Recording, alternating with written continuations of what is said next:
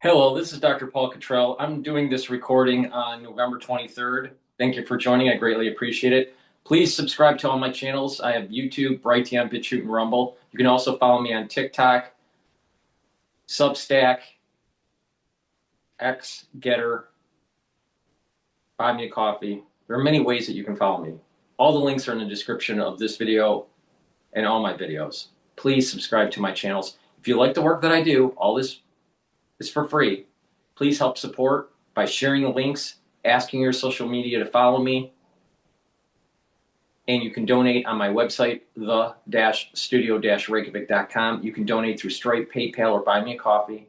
You can also be a paid member to my Patreon and Substack channels. Greatly appreciate it. Please help support the work. All these videos are for free.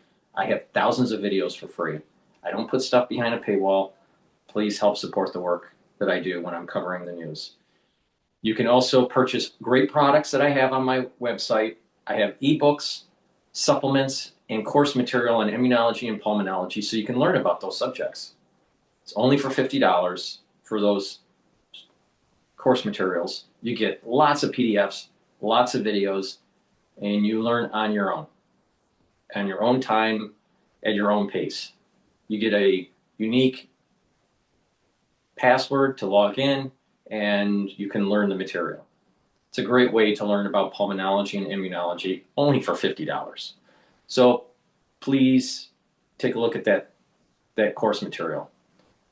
In addition, the great supplements that I have are a great way to slow down the aging process and boost up that immune system.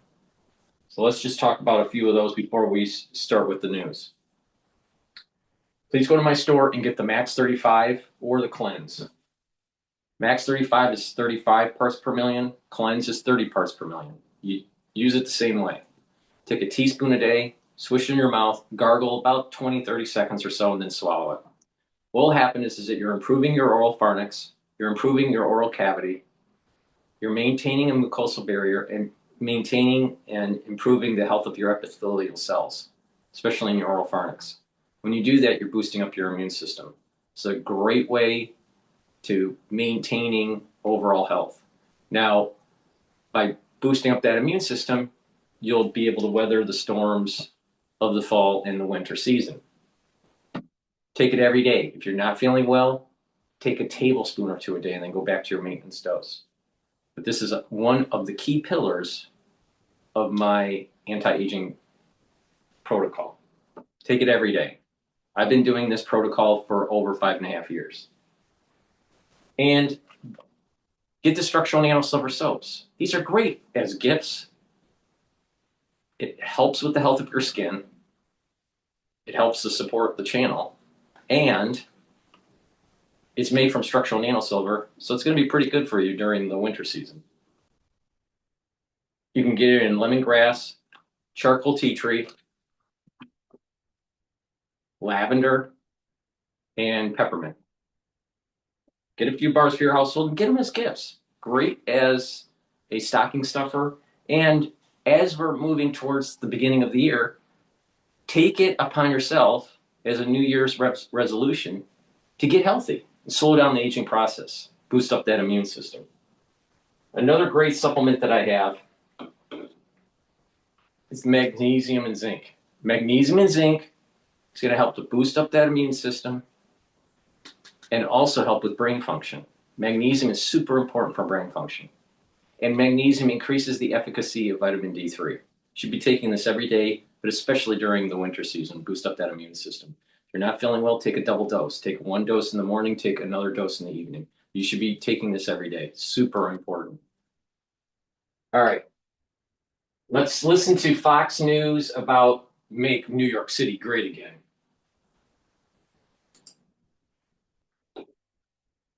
The spirit of Thanksgiving was alive in the Oval Office as President Trump and New York City's socialist mayor-elect Zohran Mamdani met for the first time. While the two leaders have profound ideological disagreements, the jovial meeting was marked by their willingness to work together. I think both President Trump and I, we are very clear about our positions and our views, and what I really appreciate about the president is the meeting that we had focused not on places of disagreement, which there are, many and also focus on the shared purpose that we have in serving New Yorkers. He wants to have a safe New York. Ultimately, a safe New York is going to be a great New York. I think you feel very, very strongly about peace in the Middle East. We desperately want it. And the president was at his charismatic best. Are you affirming that you think President Trump is a fascist? I've spoken about. That's okay. You can just say. Okay. It's easier to explain. I've been called much worse than a despot, so it's not that insulting. Why did you fly here, our train screener? That's a very long drive. I'll stick up for you. Build a website you love with Wix. Or your words, create your brand. Trump's charm campaign, by all accounts, was a success, and now Mamdani will have to choose whether to appease his far-left rabid base and enact the devastating socialist anti-police agenda he promised, or work with Trump to actually make New York City great again. But Democrats and their media allies are misreading the room, insisting that President Trump fell in love with Mamdani and was even starstruck. Trump was obviously in love with Mamdani the whole time.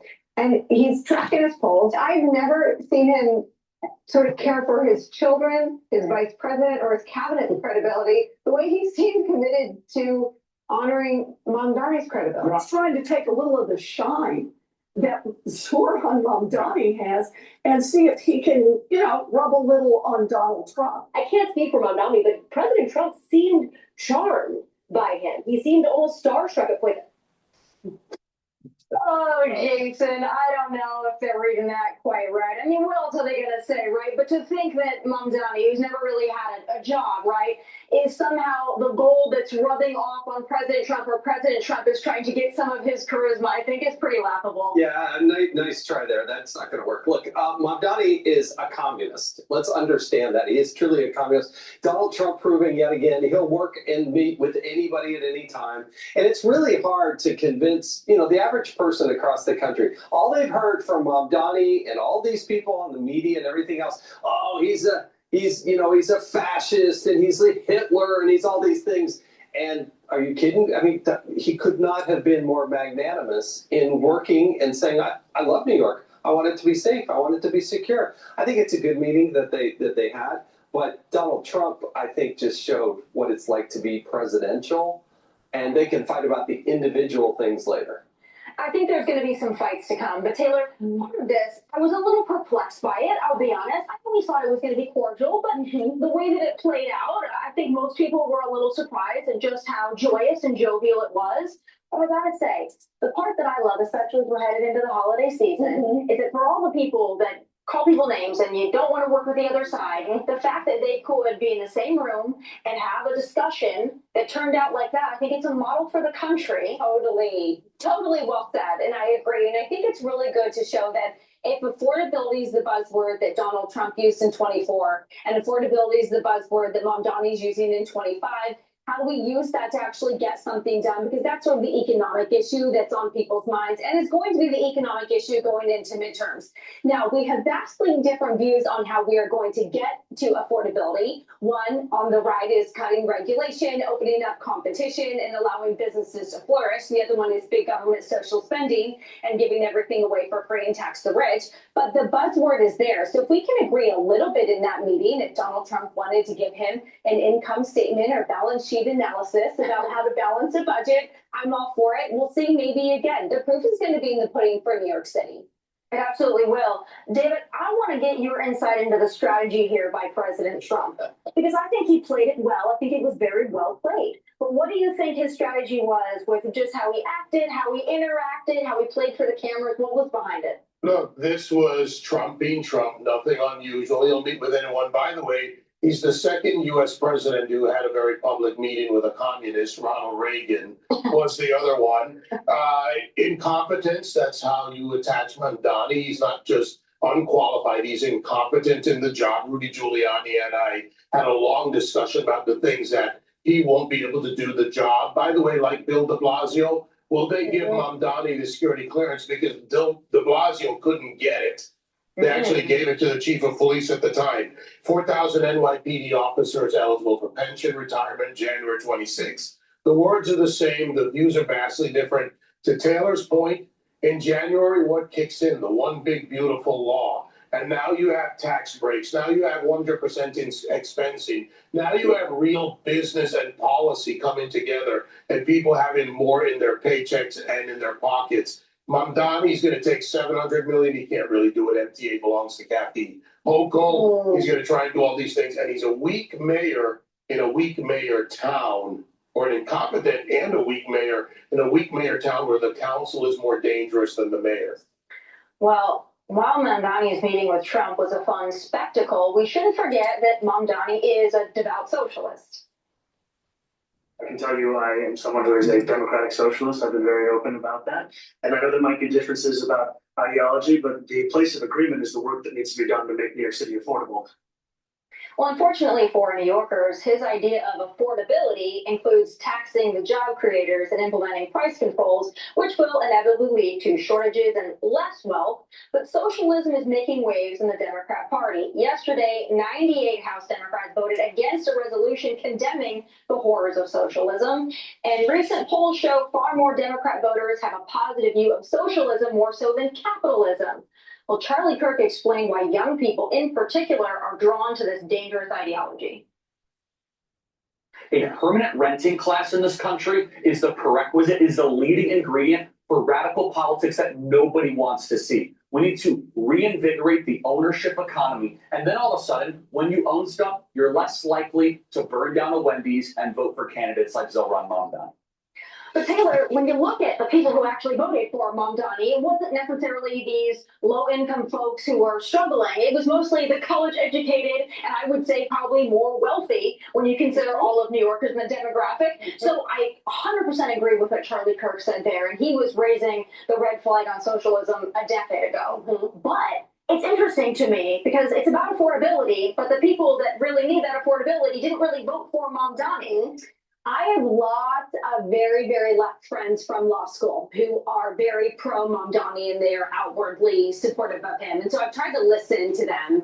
And I'm going to try to keep this succinct. I blame the previous generation, the wealth that they then passed down to their children, and they were so busy trying to get into the hotshot private school that they didn't take the time to educate their children that the whole reason they're in that place is because of capitalism. So part of me doesn't want to see a city burn, but do we need to burn to rebuild New York City from the inside out? Do we need to really sort of understand how scary socialism can be to really get back to capitalism? Because I will tell you, all of the Gen Z friends in their late 20s or late 30s that I've gone to school with, they're very pro Mamdani. They see him as the savior because they can't afford anything, or they're saddled with student loan debt, and now they're trying to get a job, and the job isn't really out there. So that's sort of one of the issues. Yeah, it's a big issue. Jason, back to this meeting, though. Yeah.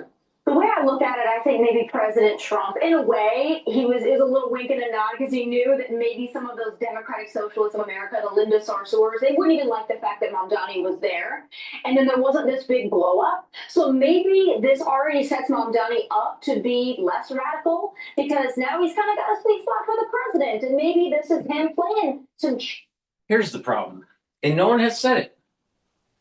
Mamdani is saying, well, we need to make America, but he's more specifically talking about New York City, more affordable. But we can disagree with the means of doing that. No, you can't disagree with the means of doing it. There is a right way and a wrong way. And allow for some sort of never-ending debate about the grand experiment that already took place during the Cold War and the fall of the Berlin Wall, where communism, socialism failed miserably. So what happens is that we're starting to hear, oh, Trump's a capitalist. Or there's many people in the United States that are capitalists, but there are many people that are suffering and are educated and they can't find jobs and the cost of living is too expensive. Well, you don't have to live in New York, for one thing. New York doesn't even want you. But the thing is that you have to have the skills, be lucky enough to have the jobs to be able to afford the places to live in.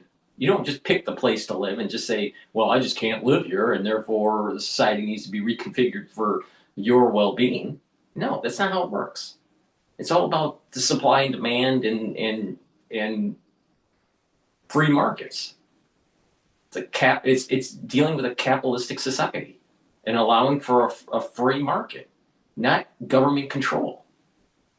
So when Mamdani in the Oval Office is saying, well, we're concerned with the prices of goods and services and the cost of living in New York. Well, yeah, everyone can agree what the problem is, but the means to fix it are totally different. You can't just, well, we'll just disagree. No. His method to solving the problem is eroding your property. Eroding your property rights. He wants to control the means of production. He wants to take away your property. Have these communes that are bought and built up, property that's bought, and then some sort of commune that's built up with government funds. Where do those government funds come from? It's through taxes and issuing of debt. And who pays that debt? The taxpayers. So there's nothing for free here. So isn't it better to just let a free market find its equilibrium with supply and demand than to have this controlled economy? Oh, we need to have New Yorkers, be able to live in New York affordably. New York's affordability is a problem. But maybe the solution is to move out, not to stay. Now, a capitalist would say, oh, wait a minute here. We need to have a free market that clears supply and demand. And if people can't afford it, people will leave. And what will happen is that it will lower the price. Or increase more housing. There'll be more supply. When there's more supply, with the same demand, prices will go down. It's that simple. You don't need a controlled economy. What you could have is this people within politics reduce regulation, speed up the process of getting zoning and building permits. That would help. Be a little bit more pro-business. Now, the social democrat out there, or democratic socialist, what are they going to say? They're going to say, we want to tax the rich. We want to be able to have a controlled economy. So you can agree with what the problem is, but the methods of getting to a more stable financial and economic vibrant city are totally different. You can take the capitalist route where it's a free market, or you can take this democratic socialist route where it's a controlled economy. But when under controlled economies, they never work. They never work. None of them work. It's always more expensive, less efficient. There's a moment in time where there's a sweet spot at the very beginning where it seems like it's working, and then all of a sudden it crashes. Costs, maintenance, taxes, these are all problems that start to bubble up with these democratic socialists. People need to push back. That's the point here. You can agree with what the problem is. You can agree with what you want to do. You can agree with that the end result is to have affordability, but the methods are totally different. And one is much superior over the other. A free market is much superior over a controlled market. Because a controlled market, there's inefficiencies, there's corruption. Now, yes, you can have corporatism in a free market. That's true. I mean, you can have corruption in a free market. But if you're using a free market and the rule of law, it's a much more efficient method than to have a controlled economy.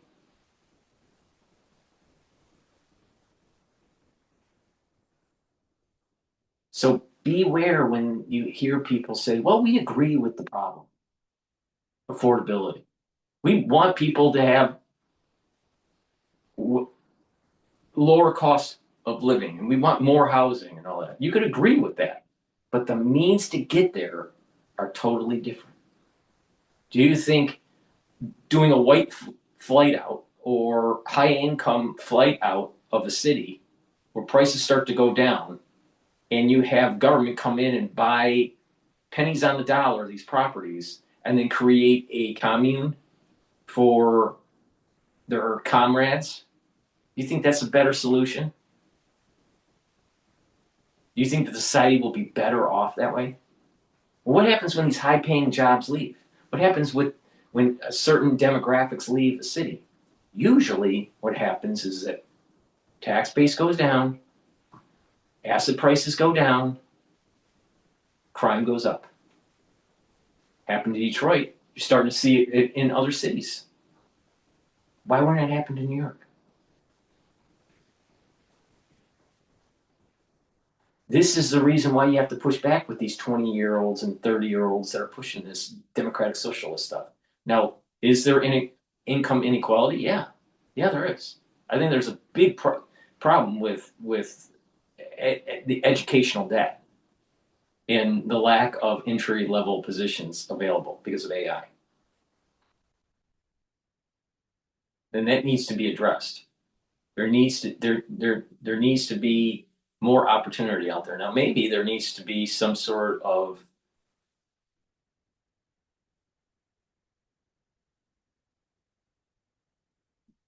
debt extinguishing for college graduates to allow them to have family creation and build some wealth and buy property.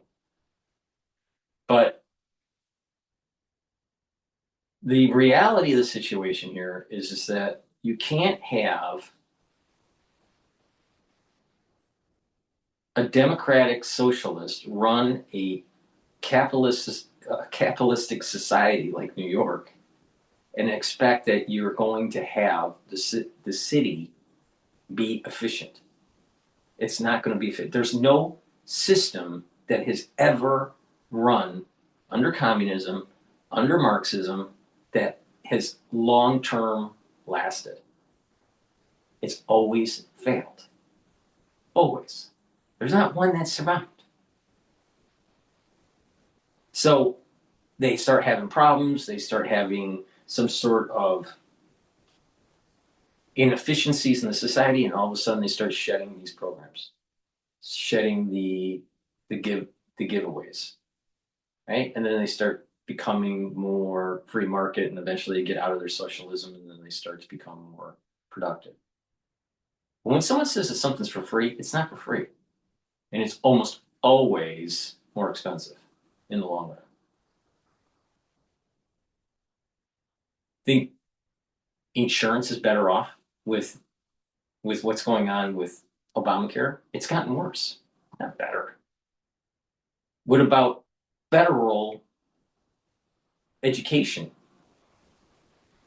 The educational department. It hasn't. Education in the United States has gone down, not up. Controlled economies don't work.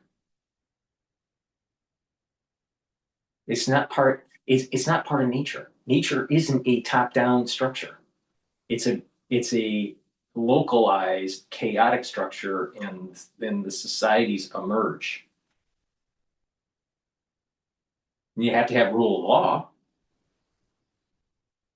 But Mamdani is Napoleon the pig in Animal Farm. And what was at the beginning? All animals are equal. And all of a sudden, Napoleon gets greedy, and all animals are equal, but some are more equal than others. And that's what you have with Mamdani. You have to be very careful. And the thing is that the Gen Z, the millennials, they don't know any better. They don't know their history. And the ones that are coming from affluent families don't really understand capitalism because they've been coddled. Marx was this kind of like lazy.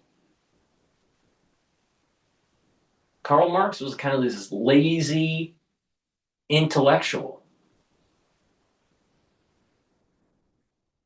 coming from a upper middle class background.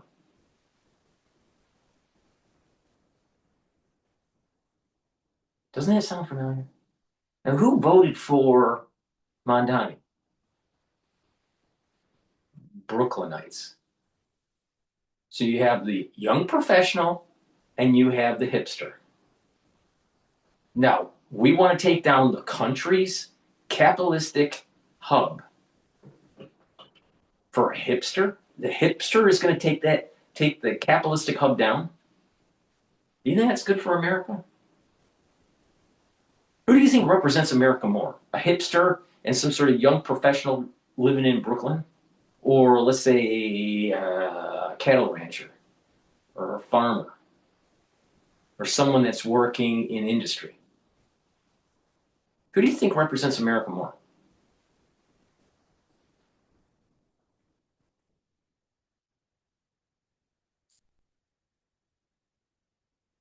Here, I think maybe Mamdani was taken off guard by how nice President Trump was to him, but I think that the far left rabid base is going to be really upset if Mamdani doesn't end up being as radical as he promised them. Well, and Mamdani promised the voters he was going to be Donald Trump's worst nightmare. Yeah. And it was a charm offensive by Donald Trump. And that's so different than every single message the Democrats have ever put out. Yeah. And let's be honest, Mamdani is probably the leader of the Democratic Party right now. And this idea of socialism, of communism, I mean, the fundamental difference between these two men could not be more different. Mamdani believes that government is the solution to every problem, big and small. Donald Trump believes in the United States of America, freedom, prosperity, love of country. Those are so foreign to what Mamdani says. So there will be clashes, but I think Donald Trump wins the day, particularly at this first meeting, by just putting a smile on his face saying, yeah, let's make New York safe.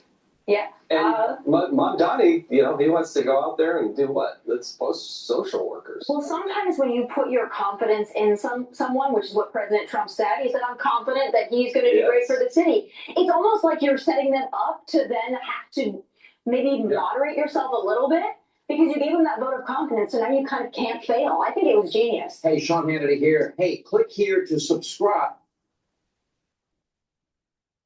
Mamdani is a democratic socialist with an Islamic bent to it. There's an element of a caliphate within him. There's an element of he wants to take down capitalism. He stated that. He has stated that. Now, maybe he's changed his tune, but do you think that you really should be running New York City if you're a self-proclaimed anti-capitalist? That doesn't sound very good.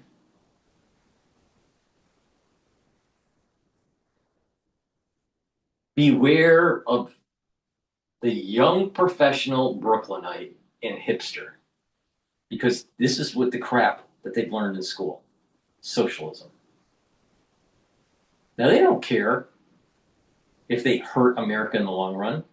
They only look at this, how it's going to affect them in the immediate. But if Mamdani tries to do the policies that he campaigned on, the city is going to be more expensive, not less expensive. All right, we're going to go to John Tossell.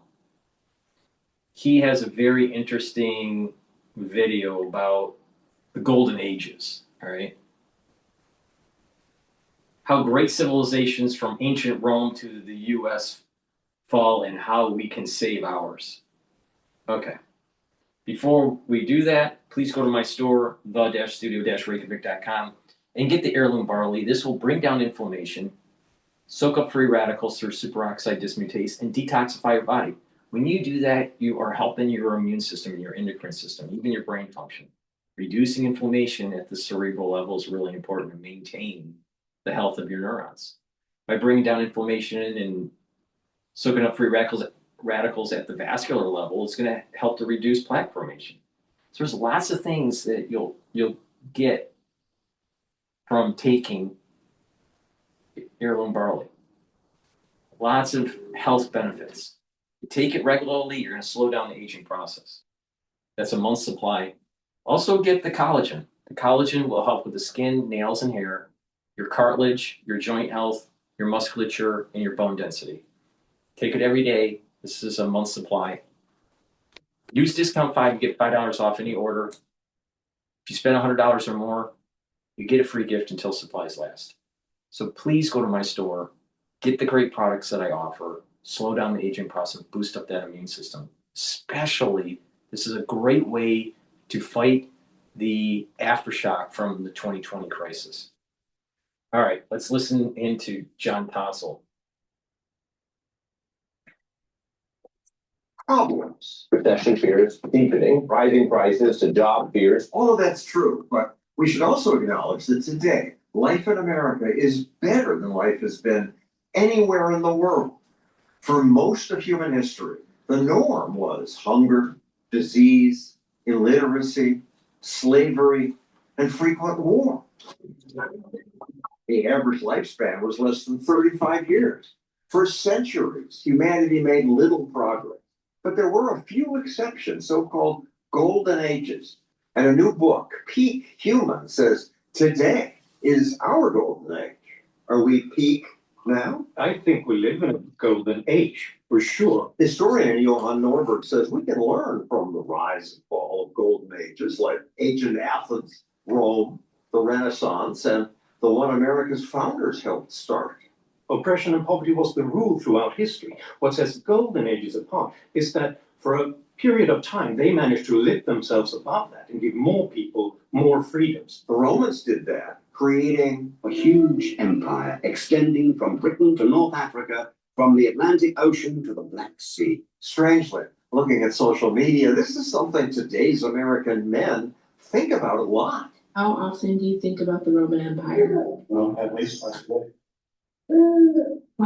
There are all these videos where women are surprised how often the guys in their lives think about ancient Rome. Apparently, men think about Rome every day because there's so much to think about. They gave us the urban grid in Manhattan.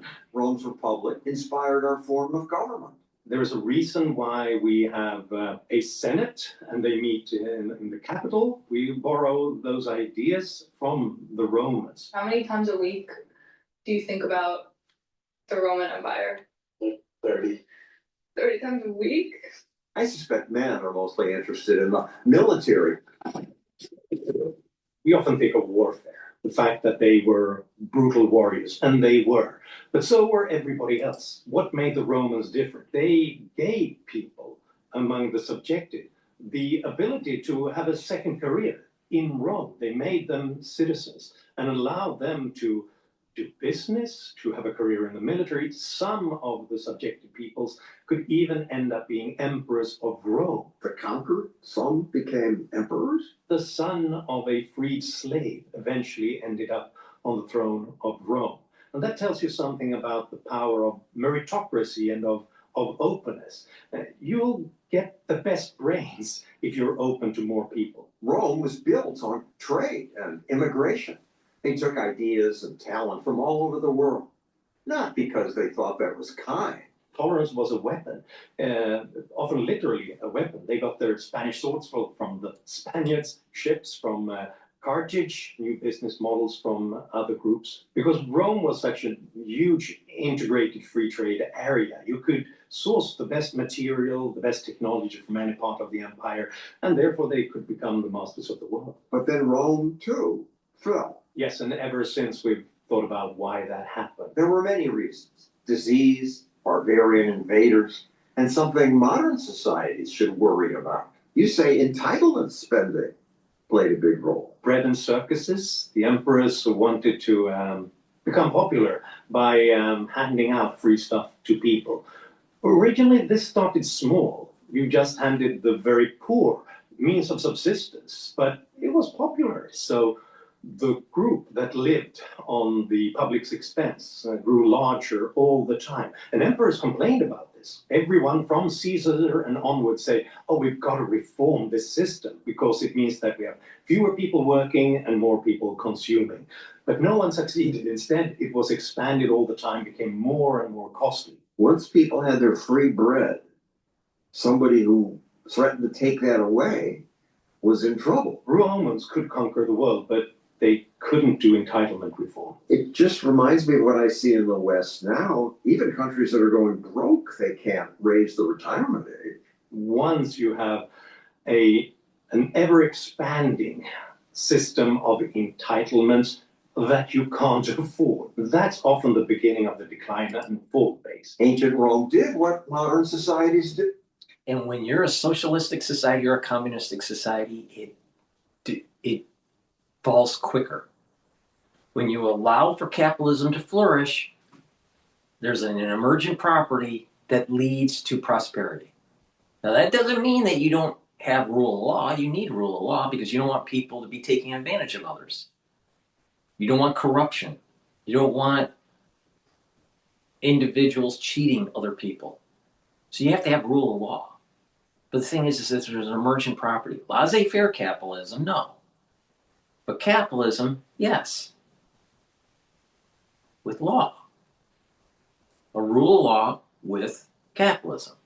Now, if you just keep on piling in all the social programs that socialists and controlled economists want, the society will fail.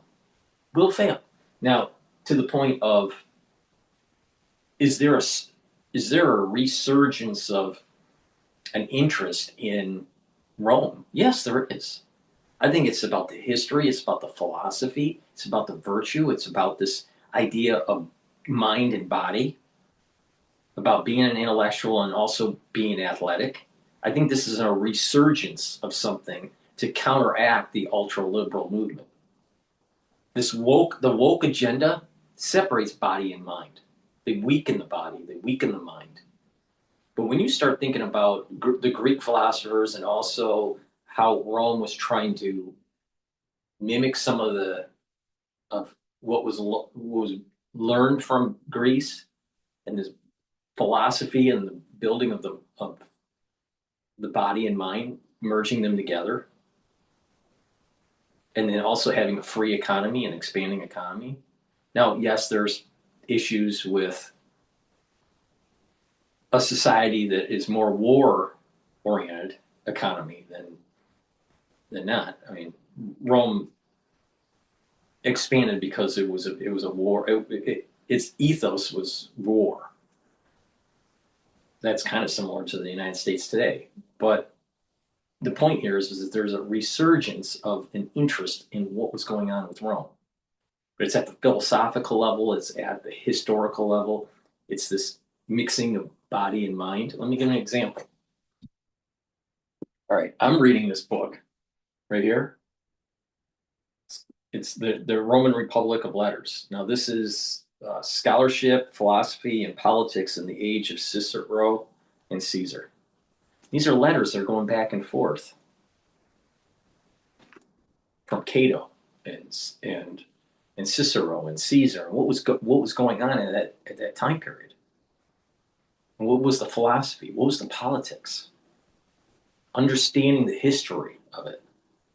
All right? So it's not just about gladiators, but this idea that there are some virtues to be learned from this time period, and that you can take this, and that men will learn from this and expand some of those lessons learned to maintain and make our constitutional republic better. Why? Because that's the virtue of maintaining the republic. So yeah, I totally agree. This is definitely happening. Men are really thinking about this, and they're mixing mind and body. They're using sports, and they're using in intellect, and they're using philosophy, and this is good for society, because we've had this too much of this, the metrosexual or the wokeism, this idea of being timid is ending. There's more sheepdogs that are starting to emerge, and a sheepdog is going to be reading this, right? That's a sheepdog.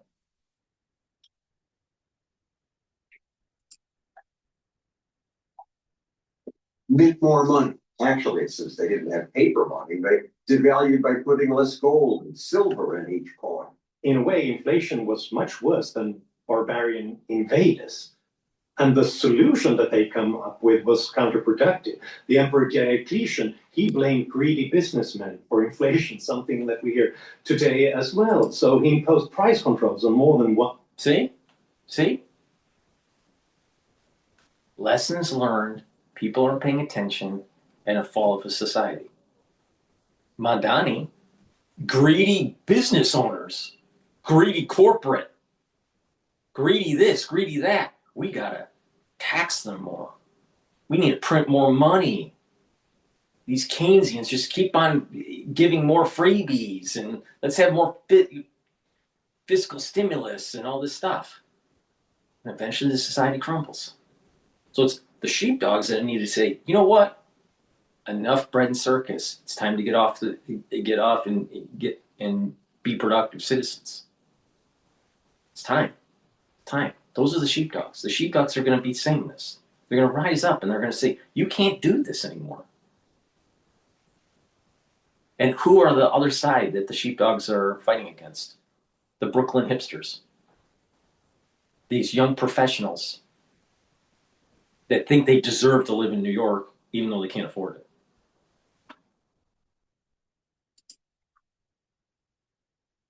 Thousand goods, but obviously it all failed because prices kept rising and undermined the Roman Empire completely. And countries that follow. Germany after World War I, more recently Venezuela and Zimbabwe, where they print bills worth $100 trillion. People would have to carry a bag of cash just to buy a loaf of bread. Peak Human covers empire after empire that rose and fell. Listening to you, I would think we're toast, because every civilization gets comfortable and destroys itself. And I see evidence of that as I look around. Do you like capitalism? No, I have many critiques of capitalism. One of the most worrying signs in history is you begin to take wealth and comfort for granted. It's just there, and give us more of it. And then you forget what made it possible to begin with. I see a lot of worrying signs right now. We have a backlash against all of the things that keep our society innovative. Trade. We've been ripped off by everybody. Against migration. We got to close the border. That's the first thing we got to do. Unsustainable debts. U.S. federal debt is on an unsustainable path. All those problems are there, but that doesn't mean that we're doomed. That's a lesson of history as well, that there's so many instances where societies have faced terrible situations and problems, but they bounce back. And that's very much dependent on what they decided to do. It's not automatic, this sort of decline and fall phase. We can unleash new waves of innovation and of progress. So there is still time. We can still save this golden age. We can, and you can help. Unlike most. But the only way you're going to save it is for the sheepdogs to rise up, start getting educated, start pushing back, and telling the Brooklyn hipsters and the young professional intelligentsia, no, we're not going to have socialism. You're just wrong with the history. And you're just going to have to be more forceful. Don't give them ground. Now, this is the reason why I think that Trump should have been more forceful with Mamdani. Now maybe he's trying to play nice, and it's like some sort of psychological control mechanism, maybe.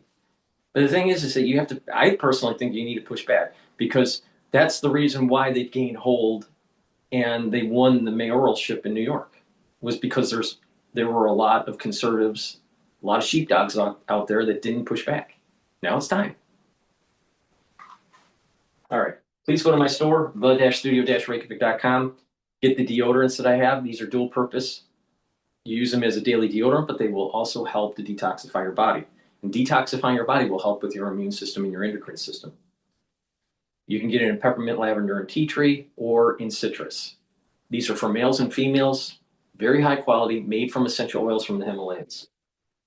Also, for the winter season, please go to my store, get a few bags for your household, get the drops. They're made from structural nanosilver. Get the blueberry, the honey and lemon, and the cherry flavor. Very high quality. The moment you have a throat irritation, take them right away to mitigate the problem. They're very high quality. Please go to my store, the-studio-reykjavik.com, and get the drops. Have some at work or at home. Also, get the vitamin C and magnesium. This will help with your skin, boost up your immune system, and help with your brain function. Magnesium is super important for brain function, and magnesium helps the efficacy of vitamin D3. Please go to my store, get the vitamin C and magnesium, take it every day, drink it with filtered water. And digestive enzyme complex. This helps to reduce the load on your pancreas. And by doing that, you're going to be able to digest your carbohydrates, proteins, and lipids, ease the stress on your digestive system. Digestive enzyme complex also has bromelain in it. It's an enzyme that's fibrinolytic that helps break up clots. And digestive enzyme complex has the proteolytic enzymes to break up glycoproteins. That's the reason why I said to take digestive enzyme complex for the crisis of 2020. Please go to my store, the-studio-reykjavik.com, and get the digestive enzyme complex. Ready. Let's listen in to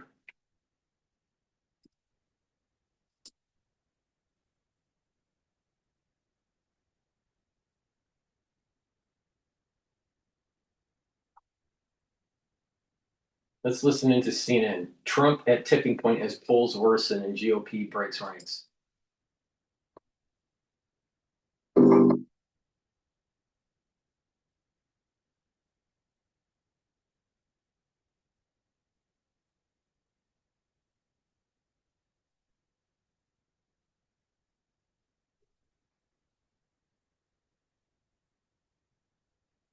The lowest prices of the year are here. Treat yourself or a loved one and save $150 on Martin. Or save up. President Trump has long had an ironclad grip on his party. This week showed some real cracks and raising some large questions for the president. The Republicans begin to worry about their own political fortunes, not his. The GOP were both demanding the release of the Epstein files and effectively backing the president into a corner was the most dramatic example of that. Yet his ability to strike fear into wobbly Republicans is still stronger than ever. His zero tolerance for any dissent set the stage for the stunning and abrupt resignation of his one-time MAGA loyalist, Marjorie Taylor Greene. But how long will most Republicans continue to toe the line, given that Trump is facing some of the worst poll numbers of his time in office? Yet overnight, Trump continued to press a feud with Democrats that left many in his party uncomfortable, as he renews demands for 6 Democrats to be jailed, urging members of the military to disobey unlawful orders. Let's break this all down with my excellent panel this morning. Anna Palmer of Punchbowl News, CNN's David Chalian, Sungmin Kim of the Associated Press. Good morning to you all. David Chalian, I want to start with you and just set the stage of where we are in Trump's presidency right now, because we are seeing numbers that are not good for the president, that have been very bad, which we'll get into in a second here. We saw what happened with Marjorie Taylor Greene. Every day when you log on, you are. We saw what happened with the Epstein files and these fractures within the party. Is this a natural place where a president would be at this point in his presidency, in his second term, or is this a larger and more worrying sign for the White House? Well, I think both things can be true. I do think it could be, it is a natural point for somebody serving a second term. Remember, you start serving your second term, as soon as you put your hand on the Bible on Inauguration Day, you are technically a lame duck, right? The Constitution says so. Now, I don't want to take away, Donald Trump, as we all know, and have covered for a decade, like, there is no politician who has as strong a connection with his core base of support as Donald Trump does with his. We just haven't covered something like that. And I'm not sure that is irreparably broken in this moment. But I do think for somebody who has defied political reality time and again, it does catch up with you. And by the way, Donald Trump himself diagnosed this just 3 weeks ago when the Democrats had those sweeping victories in the elections. What did he say the next morning? He said, I think one of the biggest problems is I wasn't on the ballot. Yeah. And that is going to be true. And I think his party,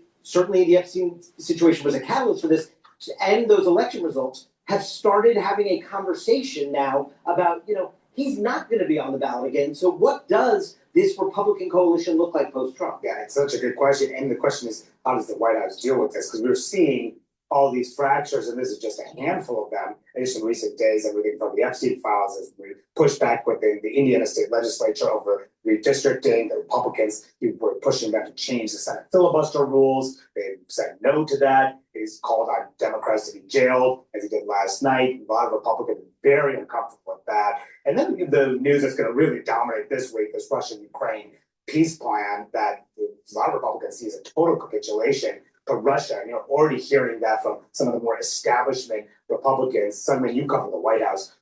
Is there a fear that this lame ducks, David's right, you're lame duck the moment you put your hand on the oath of, you take that oath of office on January 20th in your second term. Is there a fear that his grip is slipping in any way within the White House? I think you can look at the resignation of Marjorie Taylor Greene on Friday night as a sign that it's not. She specifically pointed to a potentially very bruising primary after having lost President Trump's support, which shows just how strong that political power is within the Republican Party. Now, for the broader electorate, for the midterms in 2026, that's certainly a different question. You're seeing the White House not only talk a lot about messaging and talking about his accomplishments in a more fulsome way. President Trump certainly pointed to that as a potential political problem that you just need to kind of talk about his accomplishments more. But you do see how they're also slightly recalibrating their policies to address the big issue of the big issue right now, which is the affordability crisis and the cost of things. You saw them remove some tariffs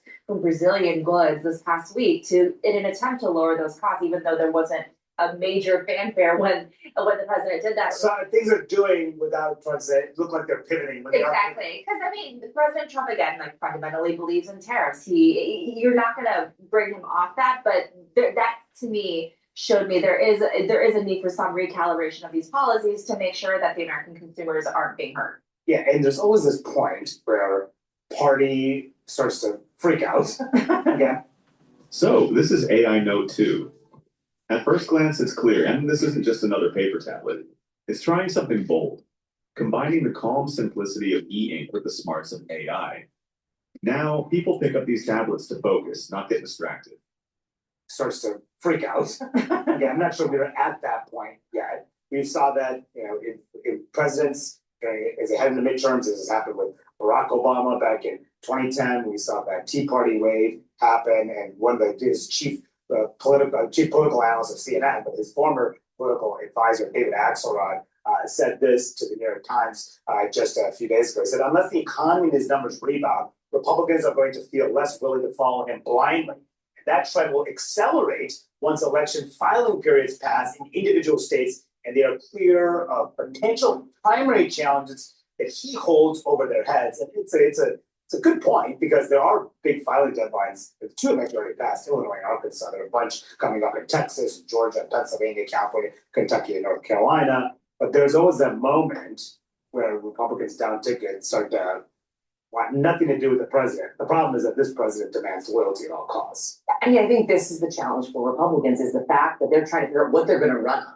Right? The one big beautiful bill did not do well in terms of message testing. They tried to recalibrate. I think they just came off the longest shutdown in U.S. history. And now Republicans are saying, what are we going to run on in 2026? And so that's why you're starting to see all this activity when it comes to potentially extending the Obamacare COVID subsidies and other things, because they are looking, at their future saying this is going to be a really challenging time, especially if the economy doesn't do really well, especially if inflation, if tariffs continue to actually hurt people back home. They're really worried about their future, and we see that time and time again, and we're starting to see it on the Hill, right? You saw it this week when it comes to some of these appropriations bills. They're not doing spending levels that Donald Trump wants. They're doing much higher spending bills that are being led by Senate Republicans. Trump just cheerleaded and said the economy is going great. Everyone listen to me. The economy is going great, and hope that voters believe him. He said that over Truth Social this weekend. Everything's going great in the economy. He said my poll numbers are the best. Well, I mean, look at what the actual poll numbers say. The public poll numbers. Fox News poll just from this past week. This is on the economy. Look how much it has changed for him. Approve versus disapprove. He's lost he's up 5 points in the wrong direction on disapproval when it comes to the economy. That's from March to November. 61% of the American public, registered voters, this call disapprove. And then you break down among his approval rating among subgroups.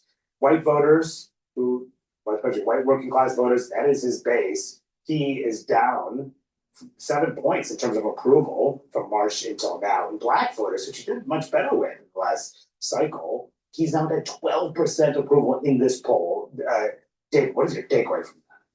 Well, I think this was also reflected in the elections in New Jersey and Virginia, that we saw that some of the pieces of his coalition that proved so successfully put together for him just a year ago drifted away. You see Hispanics in that poll showing flat, but we saw them drift away in the... I think the issue that we're seeing with the poll numbers, his base is starting to fracture because of the whole Epstein file release. There's the cost of living issue that's starting to become very problematic. And this, I think, geopolitical instability, and that has two parts to it. One is the geopolitical instability in terms of Ukrainian war and the Middle Eastern war, and the tariffs. Tariffs come in and out and affecting markets. There's a lot of volatility in the markets. So you have the cost of living, volatility in the markets, this back and forth geopolitically. People are getting tired. They want stability. I don't think Trump is providing stability. He's providing chaos. Now, in the end, is it better?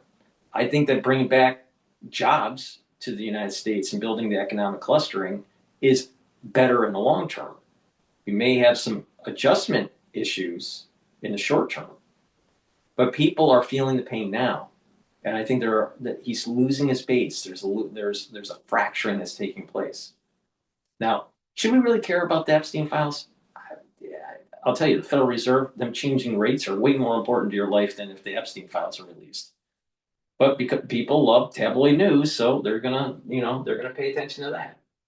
But there is a fracturing that's taking place within his base, his MAGA base.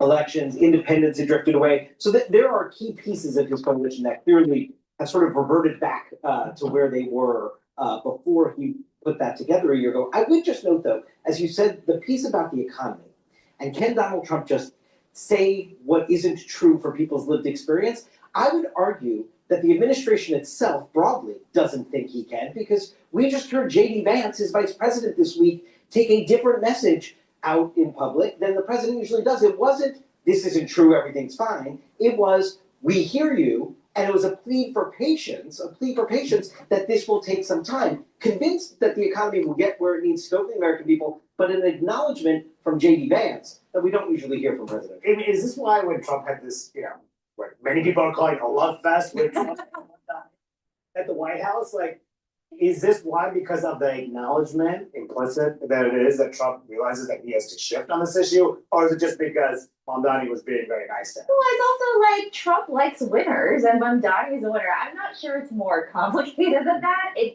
did seem like before the press was brought in, they did have a very cordial meeting. I'm sure Mamdani, we were told that he had gotten some advice on how to handle these Oval Office meetings from his fellow New York counterparts who had been in these types of situations before.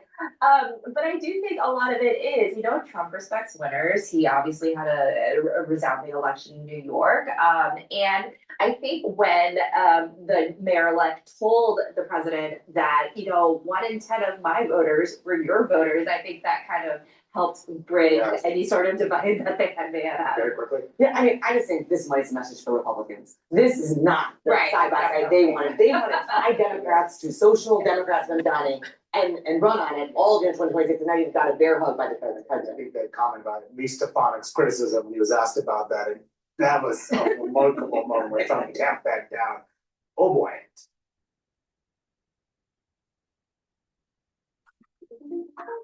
Wix gives you the freedom to tell your story. All right. I want to go to Jared Henderson talking about attention spans. He's a philosopher and a podcaster. He's interesting to listen to here. But before we do, please go to my store, the-studio-reykjavik.com, and get the ubiquinol. Ubiquinol will soak up free radicals, help the health of your mitochondria, boost up your ATP levels so you have more energy, your cells will perform better, to slow down the aging process, and ubiquinol will help to protect your neurons. Super important, especially if you're 40 years of age or older.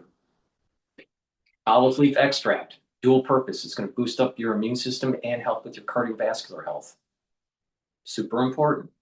Please go to my store and get the olive leaf extract. C60 will soak up free radicals, help with the health of the mitochondria, boost up your energy levels, help with your immune system and your endocrine system. Soaking up free radicals at the vascular level will reduce plaque formation. C60 will also bring down free radicals and stress within the neuron, so your neurons are healthier. And over time, you'll have better neuroplasticity, you'll be thinking faster, and you have better memory. Taking C60 is going to slow down the aging process and help with your skin. It'll help the health of the basal layer, where you have new skin cells being produced. After 1 year of taking a teaspoon a day, every day, you will look younger. In 2 months of starting taking C60, you're going to actually start noticing you have more energy and your body is performing better and your different organ systems are performing better. Please take my advice. This is 1,000 times more potent than vitamin C. Slow down the aging process and boost up that immune system. Take the C60 every day, and you will notice that you are aging slower. Vitamin B complex. Vitamin B complex will help with the electron transport chain, boost up your energy levels. The first 4 B vitamins help to do that. You'll have more energy, your cellular metabolism will improve. Vitamin B12 will also help to protect your neurons. So protect your neurons and rev up your metabolism. C60 to soak up free radicals and slow down the aging process. Olive leaf extract to help with your immune system and cardiovascular system. And ubiquinol to help with your energy levels, the health of your mitochondria, and to protect your neurons. Please go to my store, get this stack. If you spend $100 or more on any order, you get a free gift till supplies last. Make sure you use discount 5 and you get $5 off any order. It's all caps, discount, and then number 5. So please go to my store, the-studio-reykjavik.com. The link's in the description of this video and all my videos. Every day when you log on, you are flooded with information. Breaking news, drama, scandals, there's so much for us to pay attention to. And in a world like this, we struggle to even sit for a few seconds in silence. We all worry that we've lost our attention spans, and we've lost our ability to focus. But I've come to believe that that's not quite right. We didn't lose our attention spans, they were stolen. And it wasn't the people who made the iPhones or invented modern algorithms who did this to us. The story is much older than that. And to begin to tell this story, we need to go all the way back to the 19th century, to New York and the invention of the modern newspaper. In his book, The Attention Merchants, Timothy Wu documents how advertising came to take over the world. There are a lot of villains in this story, but the first one might be a man named Benjamin Day, who was the founder of a New York newspaper called the New York Sun. Before Day started his paper, newspapers were treated as something for elite readers. They have to cost about 6 cents per issue, which put them out of reach of most of the average New Yorkers. But they would cater to an elite customer base of people who needed to have the latest in business news because they were working jobs that would make them enough money to make the investment worthwhile. They weren't interested in reaching everybody, and that's where Day saw an opportunity. Day was a printer by trade, and he started his newspaper in order to drum up business for his printing business. He had an idea at the time which seems radical, but in hindsight was obvious. He would sell the newspapers for a penny, which was what most New Yorkers could afford. Wu points out that this was about the cost of a lot of household items, like a bar of soap. And by selling his newspapers for a penny, he would be able to reach an entirely new and much larger customer base. There was only one problem, which is that newspapers cost more than a penny to produce. He was going to lose money on every issue that he sold. To make up for this, Day decided that he was going to sell ads. Advertising wasn't entirely new, but he was the first one to make it a core part of his business model. So the penny that customers paid for their newspaper would offset the cost of production, but if he was going to make money, he would need to find advertisers and he would need to sell a lot of copies. His real business was selling his readers' attention to advertisers. There's a cliche that you used to hear on the internet a lot. Meet Jan. She's enjoying a beautiful day outdoors with friends and family. She's also managing her type 2 diabetes by taking Jardiance, a little pill with a bit. There's a cliche that you used to hear on the internet a lot, which is that if you're not the customer, you're the product. The idea is that if you're not actually paying for something, then what's probably happening is that someone is trying to take all of your attention and your data and whatever private information they can, wrap it up and package it, and then sell it to advertisers or corporations. But Day's customers were both. They paid for the newspaper. They actually purchased the product. But then their attention was sold to the highest bidder. We talk so much about fake and sensationalist news or clickbait, all these things that we like to complain about on the internet. But Day's story actually proves that none of this is new.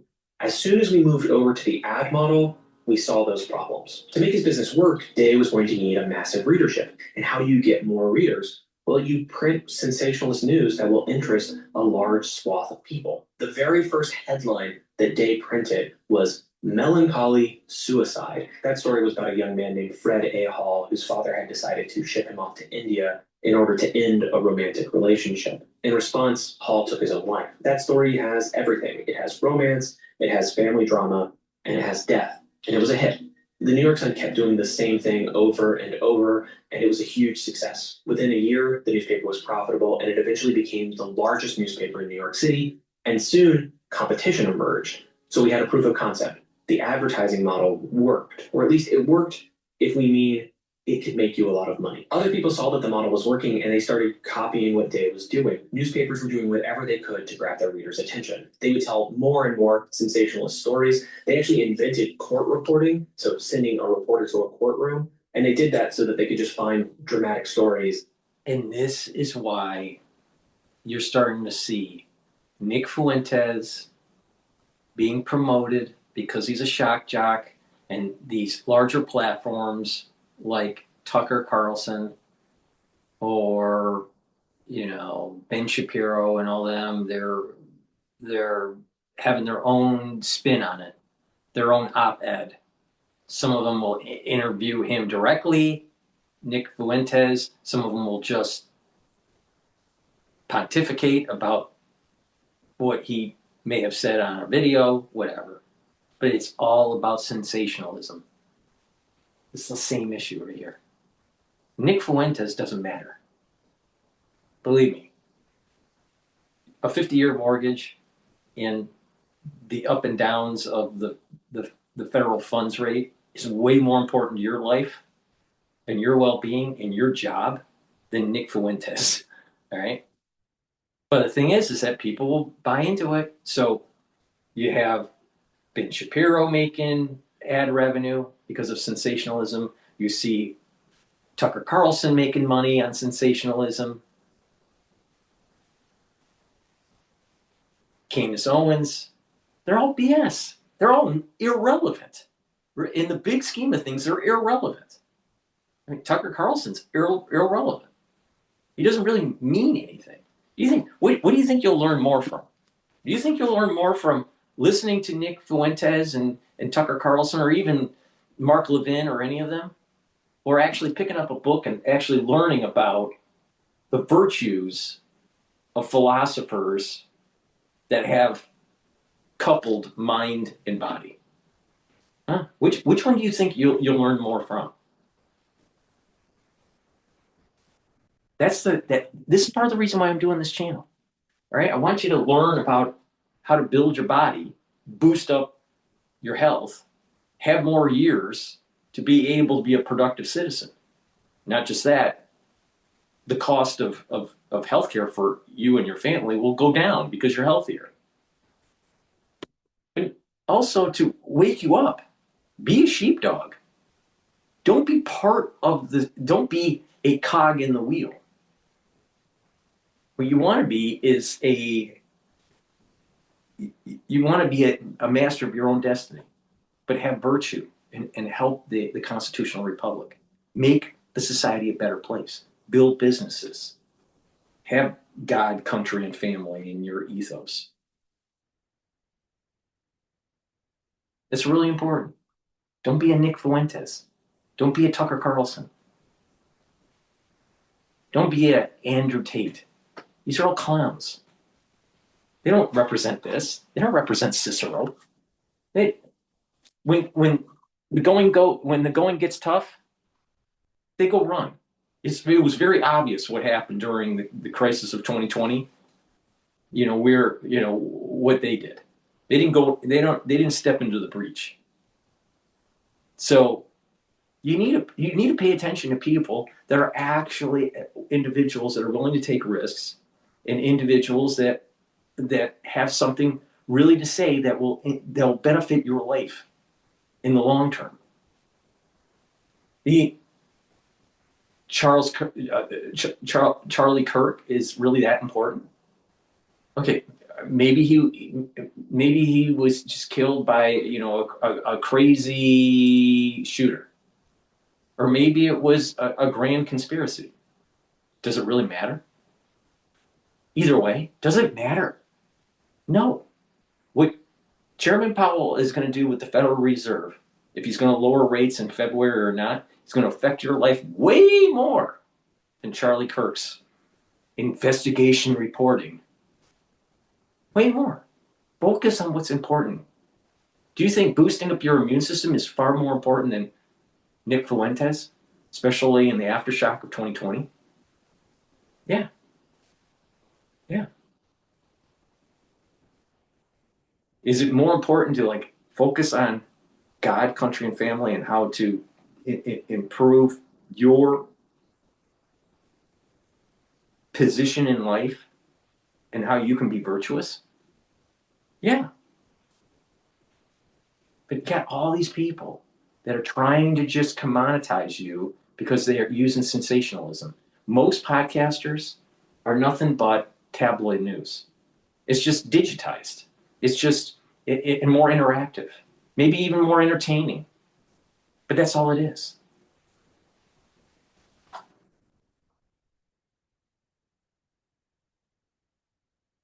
Salacious tales to print in the next day's newspaper. Sometimes they would even start fights.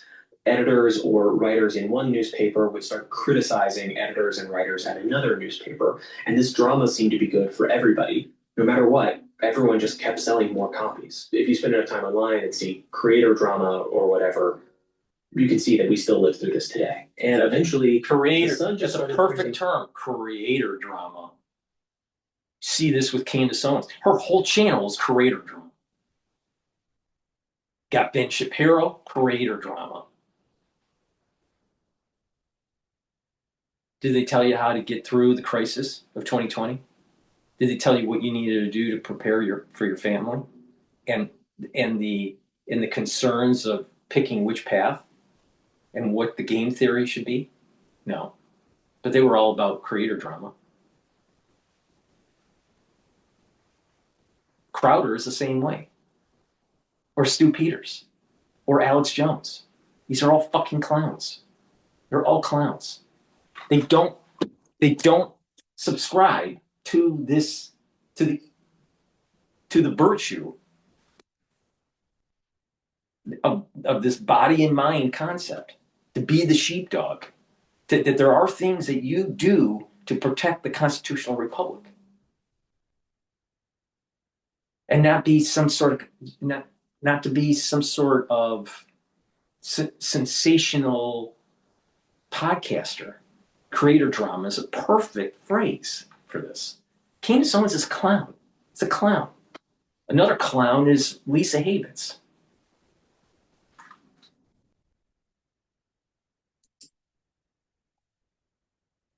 Fake news, like real fake news. They just made up stories. The most striking example that Wu gives in his book is a 5-part series about an astronomer who claimed to have found life on the moon. This included descriptions of the life that he had observed through his telescope, and that included things like unicorns and like half man, half bat hybrids. This was printed like a real scientific discovery, and it was a huge hit. The Sun sold every copy that they printed. Of course, there is no life on the moon. Day would have known that too. But he was willing to print fake news because it was good for his business. So we had another proof of concept. Fake news sells. Who cares if it's true? It all seems really familiar, right? That's the very first story that Wu talks about in his book. What he's given us really is a history of advertising and a history of the attention economy. In English, we love to use money as a metaphor. We say that if you did me a favor, I would say that I owe you one. Literally, I'm saying I am now in your debt. We spend time, we invest in ourselves. If we want to say that someone is an honorable man, we say that he's a man who pays his debts. We use money to make sense of the world, and this extends to how we think about attention, too. We say that we pay attention. Attention becomes a currency that we can spend, and we want to make sure that we're getting our money's worth. This is sort of an economic model of attention. We think of our attention as a finite resource, and corporations and media conglomerates and writers and even content creators, or maybe especially content creators, do whatever they can to extract that resource and use it for their own ends. Attention becomes a commodity. But as with everything that turns into a commodity, we eventually lose respect for it. This is why I think when people talk about attention online, it's always linked to productivity or deep work. They want to pay attention so that they can do more, so that they can make more money. And I think that misses the point. But we'll talk about that a little bit later. And now we talk about the attention economy. And people like Benjamin Day get very rich by stealing our attention. And we experience this on a whole new scale. The economic commentator Kyla Scanlon points out that the entire modern economy essentially runs on attention. And people are aware of this fact, and they do whatever they can to hijack our attention for economic gain. Part of the problem is massive corporate consolidation. More and more local news stations are owned by Adobe Acrobat Studio is on the what the PDF spaces with AI do to replace voice setting up CDs. Adobe Express runs the keys. Now we're talking, so it has it there. Every page, every doc, everything's right there. Now you can do that and do that with the all new Acrobat. Who's coming in the driveway?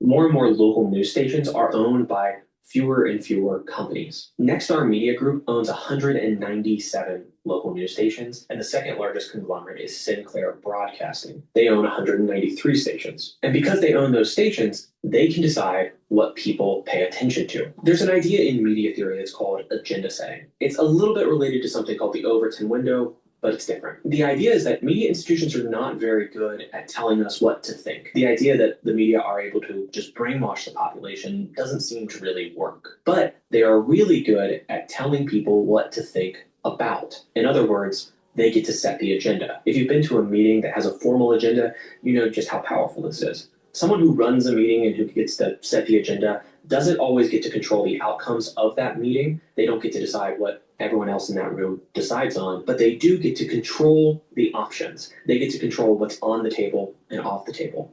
If something's not on the agenda, it's not even up for debate. And if a few corporations control what is being broadcasted to everybody's homes, then they get to set the agenda too. But that doesn't really quite work online. We think of the internet as a much more democratized space where anybody could log on and they could make a YouTube account or a Twitter account or a Blue Sky account, and they could just start talking. They could start trying to set the agenda themselves. But the internet economy runs on the same incentives that led Benjamin Day to start printing fake news or drama content. I mean, if you're online enough, you will inevitably see creators start picking fights with each other. And the dirty little secret about those fights is that nobody loses.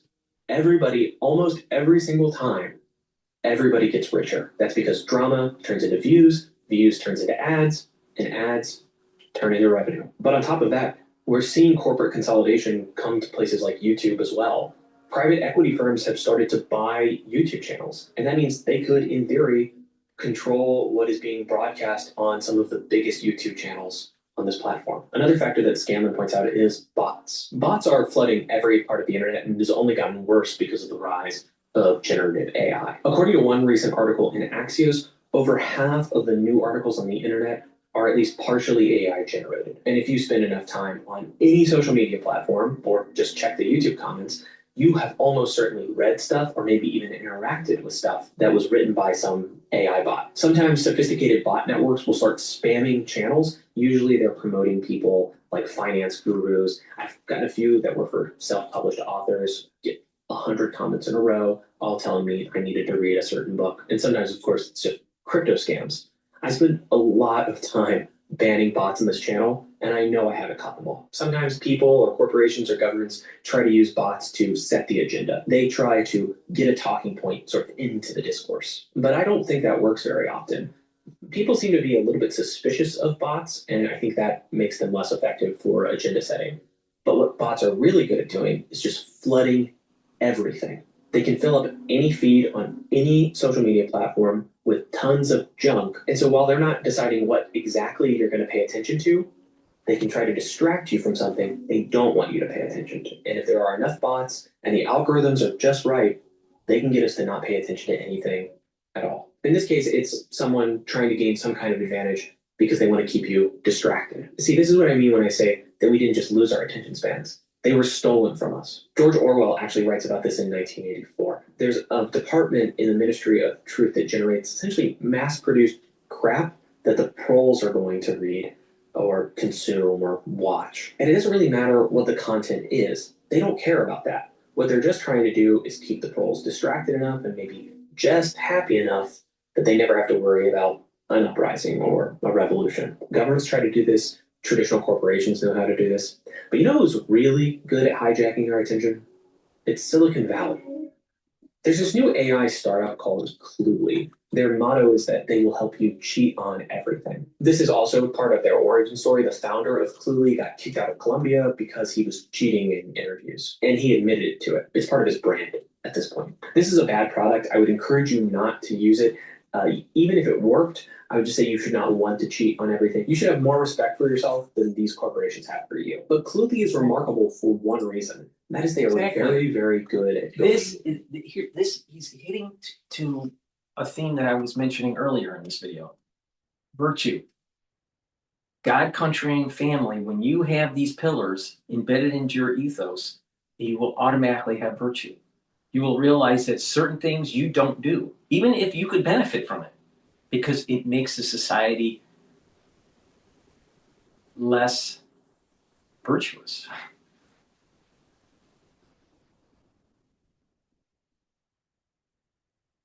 Many people out there, if they can get away with something and steal, will do it. It's wrong. But when you have God, country, and family tied to that,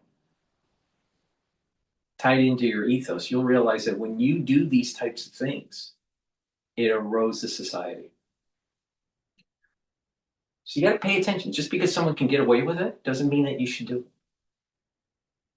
Oh, you can make this product that will help you to, cheat on your exams or cheat on, other things in life. It doesn't necessarily mean that it's a good thing. We have a lot of tech bros out there that don't have virtue.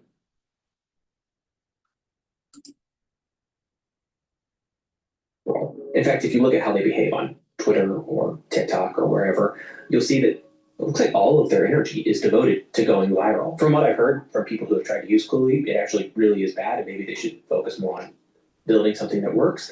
But whatever they're doing when it comes to getting attention is working. They have a mascot that looks suspiciously like a furry. I'm pretty sure that was intentional. They threw a $1.5 million rave as a promo, and their employees buy expensive cars, like really expensive cars, just to show them off on Twitter to get people angry. Because again, if you're angry, you're paying attention. And they hire influencers on places like TikTok to create user-generated content that's supposed to sound really natural, but really it's a hidden advertisement for Cluely. The founders of Cluely understand that attention is power, and they aren't the only ones. Do you know who the CEO of General Electric is, or Ford? Do you even know who the CEO of NVIDIA is? I mean, some of you might, but I think most of you probably don't. But you do know that Elon Musk is the owner of Twitter and Tesla and SpaceX. You know who Sam Altman is because he's the CEO of OpenAI.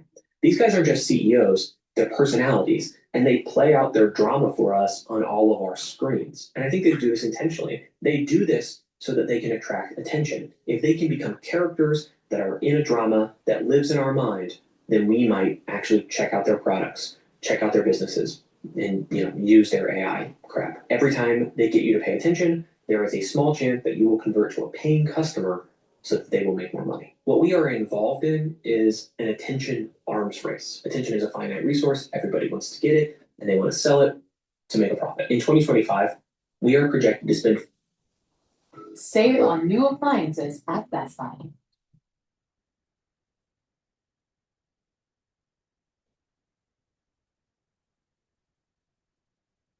Tis the season to save at Best Buy.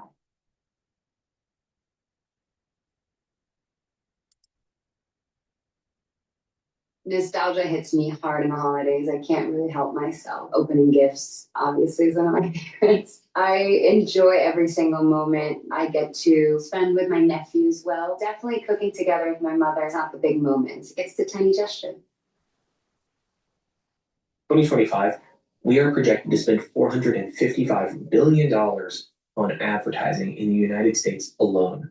That is 20 times larger than the budget for NASA. The amount of money that we spend to send rockets into space and to explore the universe is dwarfed by the amount of money that corporations spend to try and get your attention. Our city streets are filled with ads. Even the t-shirts we wear are ads. And every time we get on the internet, we are flooded with ads. But people do try to resist. Back in 2015, Doc Searles called the mass adoption of ad block the largest consumer boycott in history. But it's very hard to block ads on an app or on a mobile device, and that's by design. The attention economy comes for us all, whether we like it or not. Earlier, I pointed out that we think about attention a lot like we think about money. We say that we're paying attention, but there's another way that we could talk about attention. Instead of saying that we're paying attention, we could say that we're attending. That sounds a little old-fashioned, but I like that way of talking, because attending has another meaning, a meaning that I think is related to attention. Because when you attend to something, it means that you care about it. You're taking care of it. In the attention economy, everyone is trying to do their best to make you care about something. That's the whole point of advertising. It creates a desire within you, and then it makes a promise that if you spend enough money, you will be able to fulfill that desire. But we don't have to think this way. This is a choice. Simone Weil was a French philosopher in the 20th century. She's a little bit hard to categorize. Sometimes people call her an existentialist. She's something like a Christian mystic. She did a lot of stuff. In her book, Gravity and Grace, she devotes a few pages just to the subject of attention. And I think that the way that Weil thinks about attention is a helpful alternative to our economic model. Weil writes that attention taken to its highest degree is the same thing as prayer.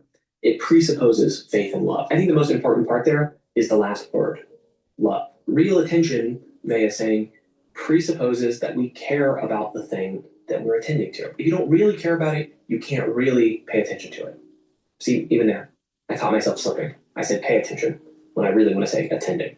I like that a lot because it means that when we get distracted by things throughout our day, when ads pop up on our phones or those notifications that we know we should ignore, we can say that we're not really paying attention.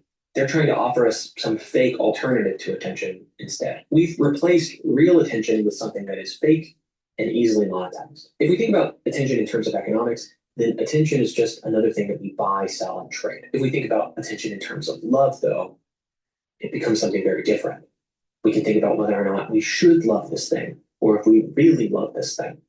We can ask ourselves if by loving this thing, we're actually showing respect for ourselves. We can ask if this thing we're paying attention to is good for us. It's like being in a relationship. And right now, we are in a relationship with advertisers and corporations. But I don't think it's a healthy one. We should want something better for ourselves and for each other. Does that solve all of our problems? No. But a video like this can't solve all of your problems. But I think thinking about it this way might be a start. Please go to my store, the-studio-reykjavik.com, and get the probiotic. This powdered probiotic will help with your gut biome, improve your immune system at the gut. They'll allow for you to absorb your nutrients. You'll also be able to sleep better, get rid of brain fog. And when you sleep better, you're consolidating memory and detoxifying your central nervous system. In addition, with taking a good probiotic, you're improving the communication between your gut and your liver. Your cellular metabolism will be better. And your skin will improve over time. Please go to my store, the-studio-reykjavik.com. Get the probiotics that I offer on my store. Use discount 5, you get $5 off any. Really important. Also, zeolite detoxifies your body. What it does is it'll bind to heavy metals, toxins, and chemicals and allow you to urinate them out within 6 to 8 hours. Take 3 small drops underneath your tongue, drink filtered water, do that every day, and detoxify your body. When you're detoxifying your body regularly, guess what? When you do that, your immune system, your endocrine system will perform better. Omega-3. This will bring down systemic inflammation, help to control your lipid profile, and help to reduce the excessive stickiness of red blood cells and reduce overclotting. Please go to my store and get the omega-3 and help with your cardiovascular health. And the complete multivitamin. This multivitamin is easy to digest. It allows you to have the multivitamins that you need as cofactors for enzymatic activity. When you have these cofactors, your enzymes perform better, so your cells perform better. Therefore, your tissues will perform better. Your organ systems will perform better. This is one of the foundational pieces to my anti-aging protocol. Take this multivitamin, it's easy to digest, and another part of the foundational piece of the anti-aging protocol is to take the probiotic. So take the multivitamin, the probiotic as the foundation. The 4 pillars, the first pillar is the Max 35 or cleanse to boost up the immune system. C60 is the second pillar to soak up free radicals. The third pillar is the turmeric, ashwagandha, and lignans to bring down inflammation, boost up your immune system, and help with your cardiovascular health. And Boomer Boost to rev up your cellular metabolism. Please go to my store, the-studio-reykjavik.com, and get that protocol. And when you do that, you're slowing down the aging process radically. All right?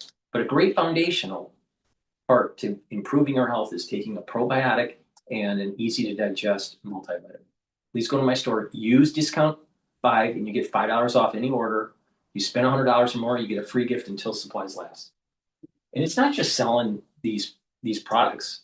If you pay attention to how to stack them, you're going to slow down the aging process. And when you're healthier, you apply a holistic approach, proper diet, proper exercise, drink filtered water, stay away from processed foods, get enough sleep, have some spirituality or some mindfulness in your life, learn new things. These will all work together synergistically to slow down the aging process. And when you do the 4 modalities of exercise, it'll also help resistance training, cardio, stretching, and balancing. You want a ratio between cardio and resistance training. You want to be about 60% of your workout in resistance training and 35% with cardio. And then make sure you do stretching and balancing every day. When you do that, you're helping to activate that cerebellum. You're improving your balancing. And these are all helping to slow down that aging process and activate those neurons. You have different types of nerves. You have nerves that will innervate to contract your muscles. You have neurons that are at the ends of the muscle. They're by the tendons, and so stretching is going to be very important. Balancing is going to activate the kinematics to improve your balancing. If you notice people when they get older, they have problems walking, they have problems moving, they have problems getting up. Well, if you build your musculature, you improve your bone density. If you improve your balancing, you're going to have more mobility when you're older. Super important. Pay attention and you'll slow down the aging process. Please go to my store and get the multivitamins, get the other supplements, and follow this holistic approach. When you do that, you're going to improve your health and you're going to have less problems when you're older. Okay. Let's listen into Cash Jordan. America has no clue what's coming. Let's see what he has to say. We haven't played Cash Jordan in a while. Commercial mayor and this changes I feel very confident that he can do a very good job. I think he is gonna supply some conservative people that trend. Trump's doing something very strategic here. Wait till you see what it is. Nice. I appreciated the meeting with the president, and as he said, it was a productive meeting focused on the place that Democrats on David your Grace and love, which is New York City, and the need to deliver affordability to New Yorkers, the 8.5 million people who call our city their home, who are struggling to afford life in the most expensive city in the United States of America. We spoke about rent, we spoke about groceries, we spoke about utilities, we spoke about the different ways in which people are being pushed out, and I appreciated the time with the president, I appreciated the conversation, I look forward to working together to deliver that affordability for Okay, by having this meeting, Trump just elevated Zoran Mamdani, who says he is a socialist, to the top of the Democrat Party. And that has massive implications for future elections in this country. Just days ago, you heard President Trump is a despot who betrayed the country. You said you'd be his worst nightmare and accused him of having a fascist agenda. He did say that. Are you planning to retract any of these remarks in order to improve your relationship? I think both President Trump and I, we are very clear about our positions and our views, and what I really appreciate about the president is that the meeting that we had focused not on places of disagreement, which there are many, and also focused on the shared purpose that we have in serving New Yorkers. Do you hear that? That is something that could transform the lives of 8.5 million people who are currently struggling under a cost of living crisis, with 1 in 4 living in poverty. And the meeting came back again and again to what it could look like to lift those New Yorkers out of struggle and start to deliver them a city that they could do more than just struggle to afford it, but actually start to live in. And I've been called much worse than a despot. It's not that insulting. I think he'll change his mind after we get to work. By having this meeting, Trump has basically signaled to everybody in America who cares about affordability that he and Zoran Mamdani care about it to the same degree. This is a huge issue in the midterm elections, and Trump right now is setting it up so that people who are comfortable voting for Mr. Mamdani, even though he's a socialist because he cares about affordability, will also be comfortable continuing to vote for the president. New Yorkers who had voted for the president last November and there is voter overlap. Road, I asked them why. I heard again and again 2 major reasons. One was that they wanted an end to forever wars. They wanted an end to the taxpayer dollars we had funding violations of human rights. It's entertaining on what Cash Jordan is saying, and maybe he's right, all right? But I would have taken a different tack.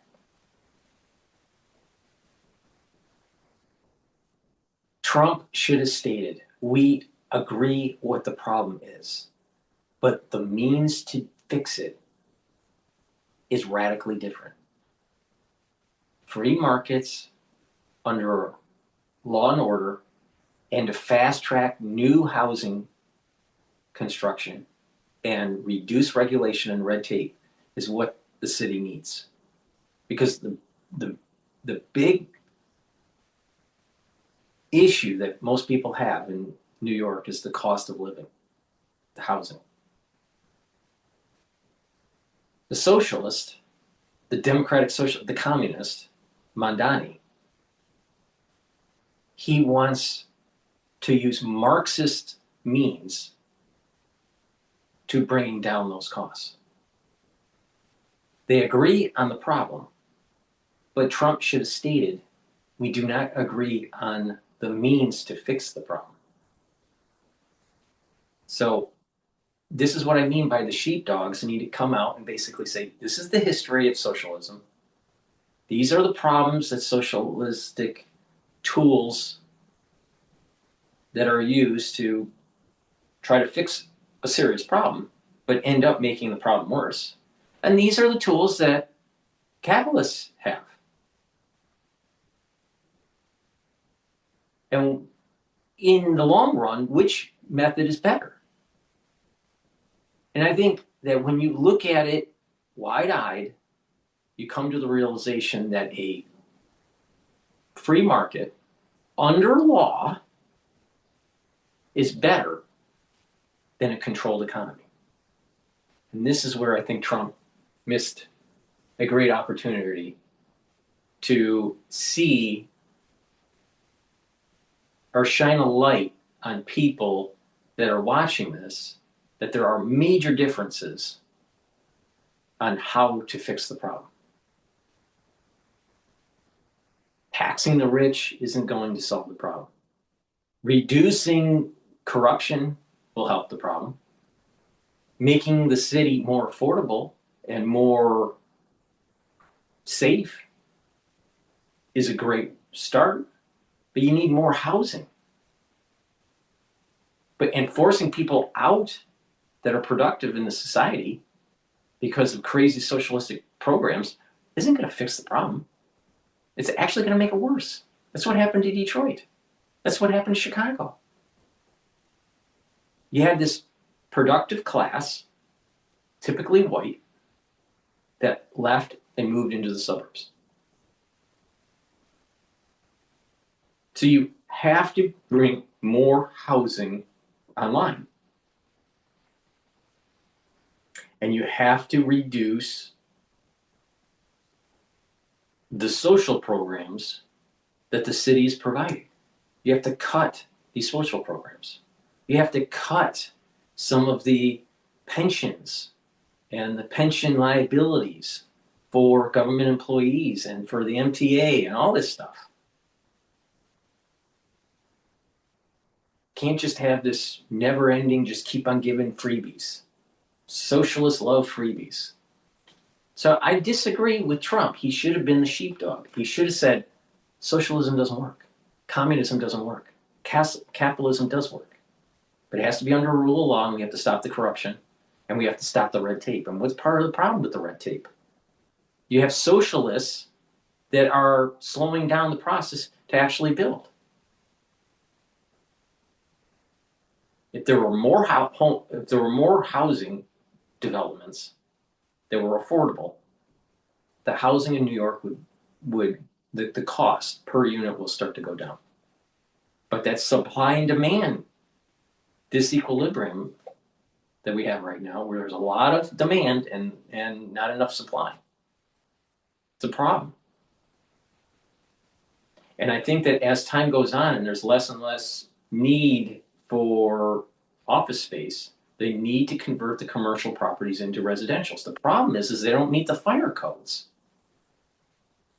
Because you have units in the middle of the building that can't be reached by the fire department.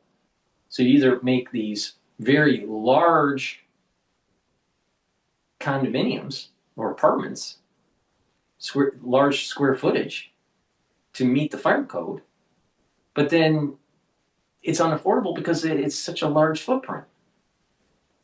So something has to be engineered. Regulations will have to be reduced. Maybe even fire codes need to be reworked to allow for new units to come on board. The cost to retrofit a building to meet the current standards for fire codes, it's cost prohibitive. Doesn't make sense.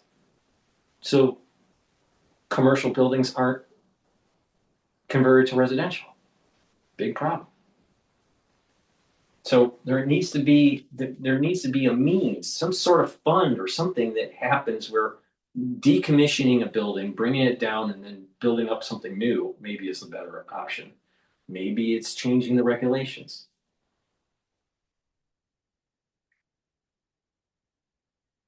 It's a big problem. And they wanted to address the cost of living crisis. Mr. President, you're threatened to send federal troops to New York City. We both have differences when it comes to ICE agents in New York City. Mr. Mamdani, you call ICE a rogue government entity. I wonder how you reconcile your differences on both of those issues. So I think we're gonna work them out. And Gonna work I think that, together. If we have Figure it out. known murderers and some really bad people, you know, we want to get them out. And the mayor wants to have, we discussed this at great length, actually, maybe more than anything else. He wants to have a safe New York. Ultimately, a safe New York is going to be a great New York. If it's not safe, no matter how well we do with pricing and with anything else, we can talk about anything you want. If you don't have safe streets, it's not going to be a success. So we're going to work together. We're going to make sure that if there are horrible people there, we want to get them out. I think he wants to get them out maybe more than I do. So we'll work together. We discussed it at great length. So you got to understand something. If Trump were to have this meeting and Trump were to alienate Mr. Mamdani or go to war with him in some way, that's just going to push voters away.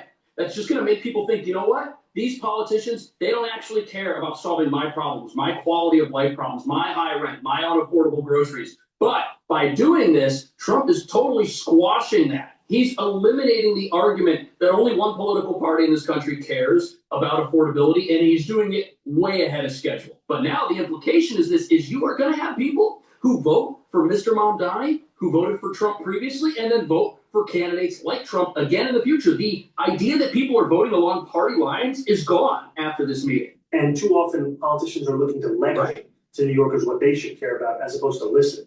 And when we spoke to those voters who voted for President Trump, we heard them speak about cost of living. We focus on that same cost of living. And that's where I am really looking forward to delivering for New Yorkers in partnership with the president on the affordability agenda. You can't underestimate the voter overlap here. Getting the prices, because, you know, we've gotten fuel prices way down, but it hasn't shown up in Con Edison. I want to ask the mayor-elect about a House resolution just passed overwhelmingly to condemn socialism, including with 86 Democrats, all of House Dem leadership, and the minority leader, Hakeem Jeffries, despite his endorsement of you. What's your reaction to that? I have to be honest with you, I focus very little on resolutions. Frankly, I've been focusing. I understand. I think the focus is on the work at hand. I can tell you I am someone who is a democratic socialist. I've been very open about that. And I know there might be differences about ideology. He's not hiding. The place of agreement is the work that needs to be done to make New York City affordable. That's what I look forward to. And I want to clarify your answer to Stephen Nelson. He asked, you make New York City affordable for the short run, you're going to end up making the city unaffordable in the long run, because controlled economies don't work. You can't just fix the price. His solution is just fix the price. Well, okay, you fix the price, but then eventually there is a disequilibrium between supply and demand. And when you reset, then after 2 years or 3 years, the price jumps. And he's only fixing the price for 2 million units that are subsidized. These are subsidized housing. What about the other 6 million people? Oh, their rents, their cost of living will go up. So, well, wait a minute here. Is that fair?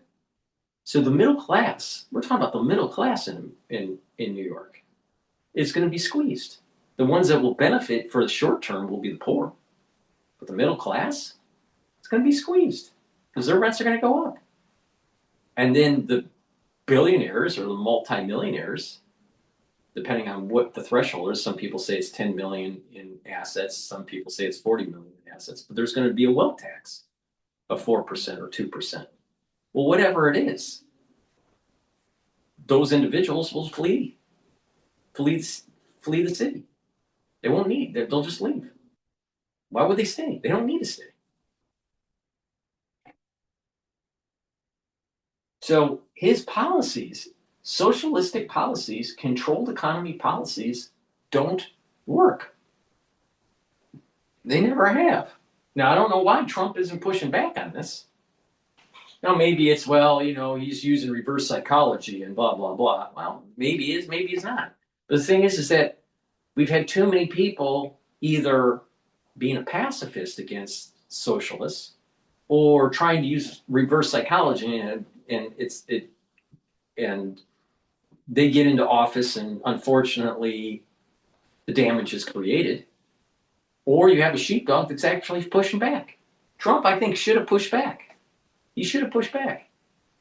Now, if he did push back, he would have, then the hardcore supporters for Mamdani would try to be demonizing Trump. Trump could have said, I agree with the problem. The housing costs are too high for New Yorkers, and that to fix it, you have to put more units available. But to put those new units available, it has to be under a capitalistic mindset and not a top-down government control policy. Socialism versus capitalism. Why couldn't Trump have done that? He should have. He should have been the sheepdog.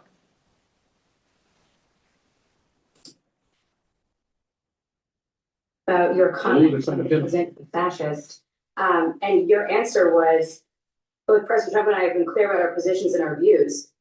Are you affirming that you think President Trump is a fascist? I've spoken about. That's okay, you can just say that. Okay. It's easier. It's easier than explaining it. I don't mind. And we're going to ask you also This is about huge. this Ukraine This is plan. going to tell voters that they don't have to be afraid of supporting one political party over the other. It's okay to cross the aisle. It's okay to vote for the other team if you like the candidate. And that is huge because typically people want to vote straight ticket. Typically people want to vote straight down the middle. But now that's all going away. The era of political parties may be gone after this meeting. And that's what nobody's talking about. Mr. President, the cost of living is something that. Dearly beloved, we're gathered here today, celebrating. What should I say? Or I can finish. You don't have any kids. Not yet.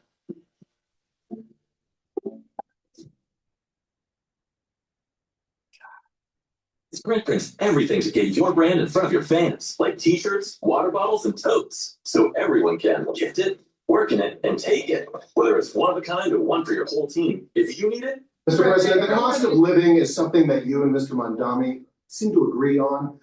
Democrats have run New York City for a long time, Mr. Mamdani. Do you see Democrat policy specifically as being a problem? And I'd like that be a question that both of you could answer in New York City. Look, I think that there are many things in our city where we have to own the responsibility of it, things that existed long before the president was the president. And those are also part of the message of our campaign, was to take on a broken politics of the past. And I ran against a number of candidates who represented different versions of that past. And what we found time and again is that working people were left behind in the politics of our city. And what we're looking to do is put those people right back at the heart of our politics so that we don't have a situation they with should be. the wealthiest city in the history of the world, and yet one in five people can afford $2.90 for a Metro card. It's crazy. You know, we had some interesting conversation, and some of his ideas really are the same ideas that I have. But a big thing on cost, you know, the new word is affordability. Another word is groceries. It's sort of an old-fashioned word, but it's very accurate. And they're coming down. They were, you know, we had, both of us, we had the highest inflation in the history of our country the last 4 years. Under the Biden administration. And that's right. We've got inflation down now to a normal number. It's going to go even a little bit lower than that. Katie, do you have something? Thank you so much. Mr. Mamdani often talks about New York City being covered by international law, that they will follow international law. Oh yeah, this is interesting. The US Constitution. What is your response to that? They're all trying to make them fight. What you refer to in terms of it can be covered by international law and local law. It's covered by a lot of laws, and but it's covered by U.S. law. Are you referring to anything in particular? He just says that there's a city that endorses and enforces international law. He has to beat back the attempts to get them to fight. Would you want to? You want to respond? Yeah, I think what I've shared with the president is our desire. And he's giving them ground. Follow the laws of our own city, laws that protect building them up as the but leader also of the Democrats. desire for consistency in our politics across the board, and that's something that we've talked about, and something that I know many of you are. After this meeting, every Democrat in the country is going to have to get behind Zoran Mamdani, who has said that he's a socialist and has policies that in the past have never worked. Now, if he can work with Trump and good things can happen in New York, I am all for that. I think everybody is for that. But it totally flips the landscape around here. These moderate Democrats. Affordability at what time frame? Short term or long term? If you use socialistic policies to try to bring down the cost of living, in the long run, it's going to be more expensive, not less expensive. Socialism doesn't work. Also, he's using some reverse psychology, 3D, 4D, 10D chess. Really? I don't even think that Trump uses 10D chess or 4D chess or even 2D chess. You know why? Because I think he just is a very pathos individual, very emotional individual. And that's the reason why everything seems chaotic.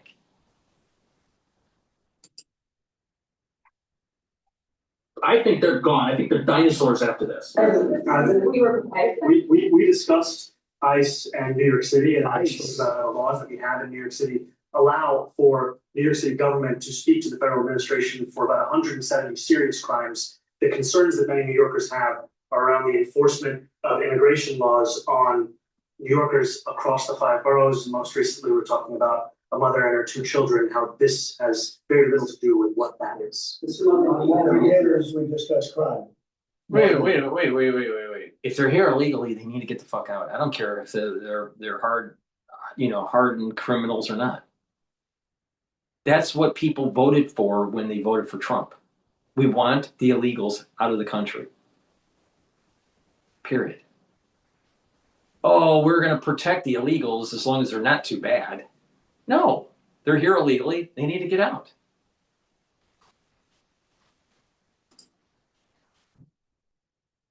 ICE per se, we discuss crime, and he doesn't want to see crime, and I don't want to see crime. And I have very little doubt that we're not going to get along on that issue. He wants to, and he said some things that were very interesting as to housing construction, and he wants to see houses go up. He wants to see a lot of houses created, a lot of apartments built, etc. And we actually people would be shocked, but I want to see the same thing. And that's what's so shocking about this meeting. Everybody expected this to be some sort of boxing match. Everybody expected this to be some sort of war between America and the Soviet Union, but that's not what it is. Trump has done what I think is something very smart by not alienating people who may have voted for both him and Mr. Mamdani, by focusing on affordability and making it look like he wants to work with the Democrat Party. Here he is with the new head of the Democrat Party right here. This is where Cass Jordan is wrong, because he's young. He has observational skills, but he's young and he's wrong. You cannot concede to socialists. In addition, if you focus on, well, just the affordability and not understanding the means to reach that affordability, they're totally different. Totally different. If you do a socialistic policy to get affordability down versus a free market and you're maintaining property rights, socialism doesn't protect property. Socialism is not part of the ethos of the Enlightenment. So if you don't pay attention, if you only care about affordability and you erode John Locke's philosophy of life, liberty, and property, then you're eroding the constitutional foundation. Super important. But the thing is that people that are young, they don't understand this. They don't understand that it's about what's the theoretical framework that we're talking about here. The theoretical framework to get to affordability through socialism, or the theoretical framework to get to affordability through capitalism. There are 2 totally different methods. And one is far superior than the other. Capitalism is much better than socialism. So this is where the sheepdogs need to come. Trump should have said, I agree, we need to bring down affordability, but socialism doesn't work. Capitalism does, and this is how we're going to do it. And be forceful on it. We're going to help you through capitalism theoretical framework to get the affordability down and more housing units up in New York. And so everyone's successful. That's what Trump should have said. But we're not going to use socialism as the theoretical framework, because socialism is been proven historically throughout many, many decades to fail.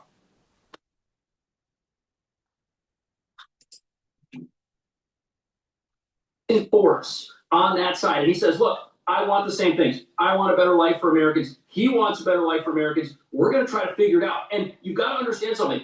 Forget the partisan politics. People want to feel like their government is working for them. For so long, people have felt like their government works against them. This is putting an end to that. The anti-Israel protesters. Oh, anti-Israel. Now they're going to bring up Israel. Policies as well that Mayor-elect Mamdani talked a number of times about on the campaign was shifting the tax burden for property taxes. All the taxes. What he called minority communities to white-based communities and putting more taxes on white people. I also noticed in your acceptance speech you didn't mention anything on America. See, they're friends. This is a good meeting. So I didn't know if that was one of the policies that you guys had spoken about.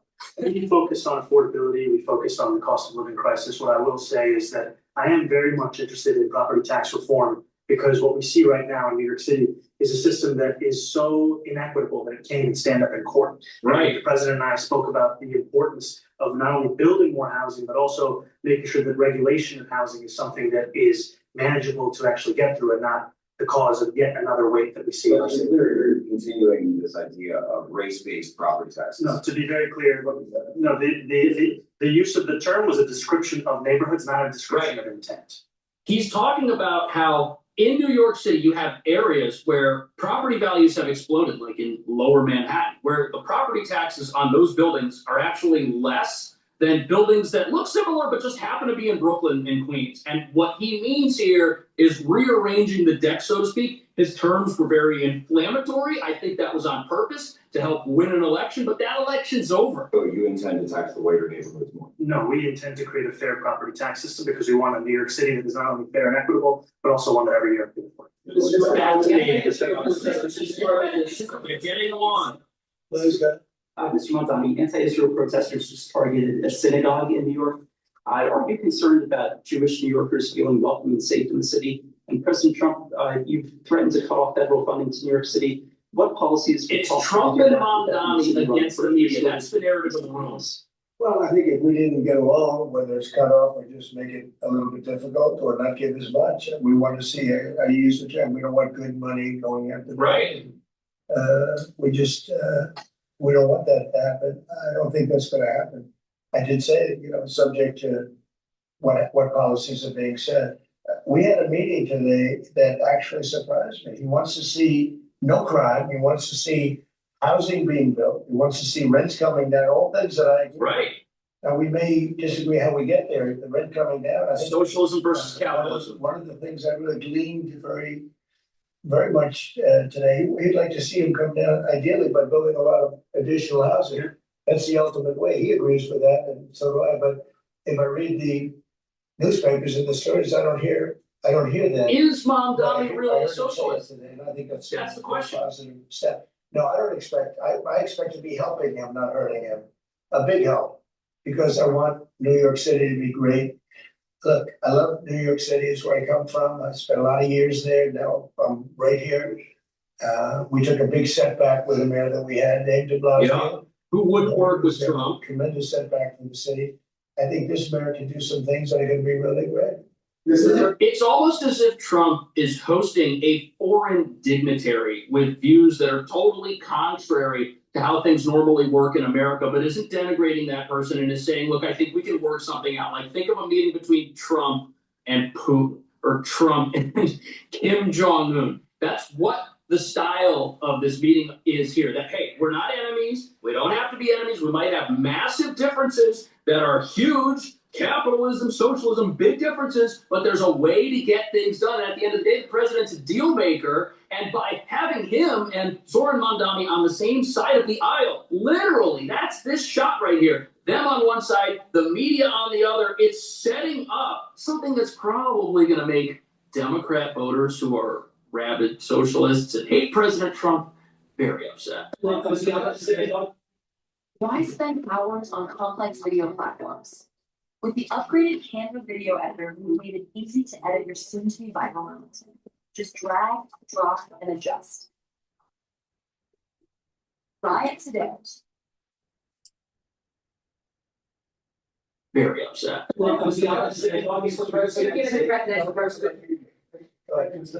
a billionaire. You have a different address nowadays than you used to, but you used to call New York City home. Would you feel comfortable living in New York City under a Mamdani administration? Yeah, I would, especially after the meeting, absolutely. What makes you? We agree on a lot more than I would have thought.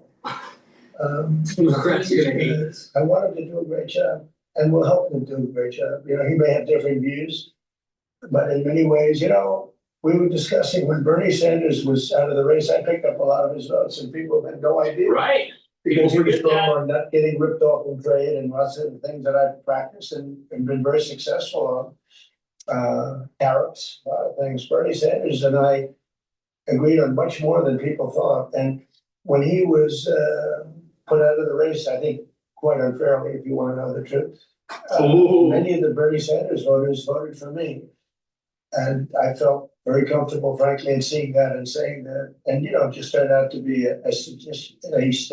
Trump is piling dirt on the tomb of the liberal Democrat Party. Being in New York, and I think much more so after the meeting. Yes, please. I have a question for you, but a very quick one for the mayor. Why did you fly here? Aren't trains greener?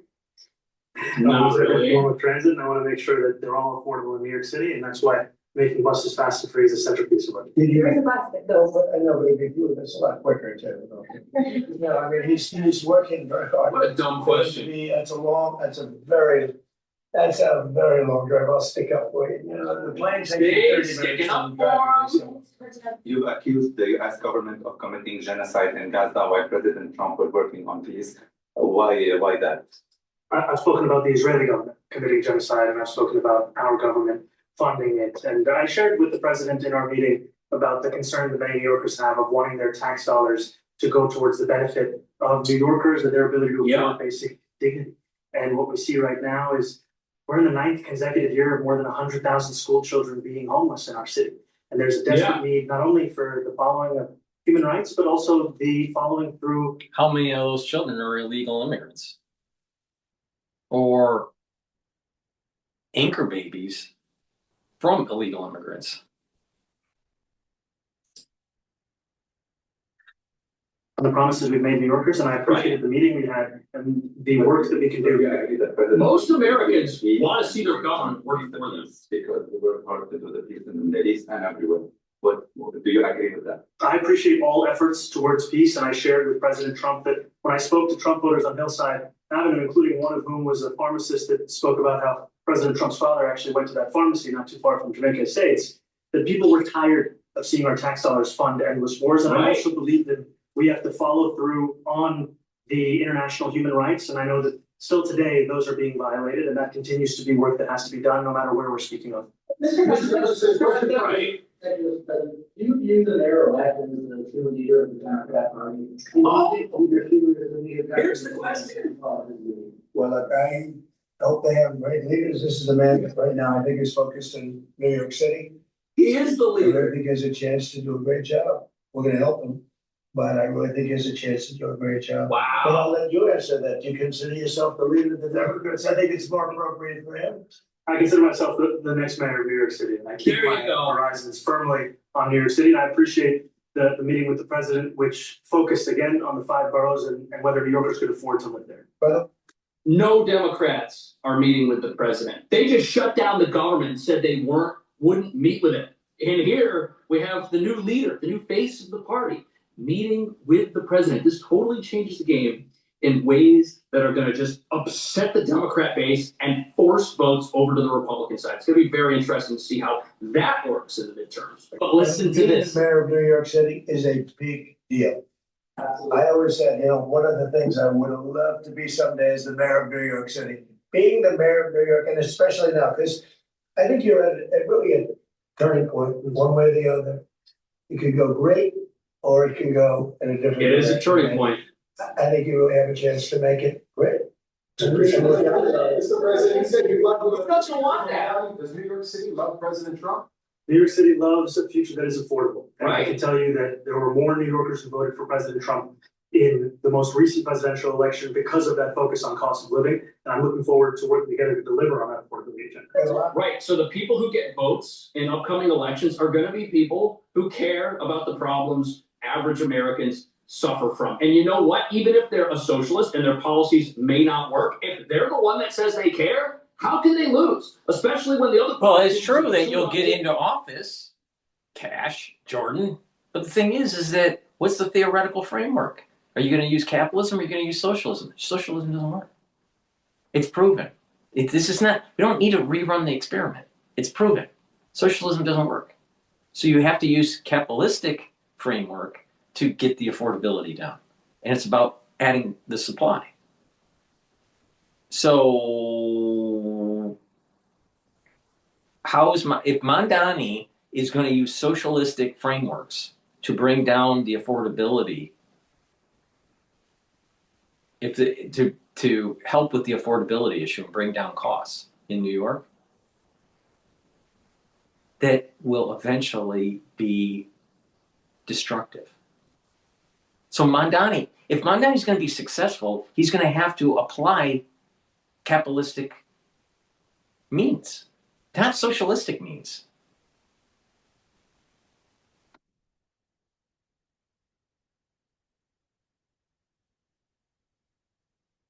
The means of getting to solving the solution is the core of the discussion here. Everyone agrees that there's an affordability issue. But what's the method? Capitalism is better than socialism.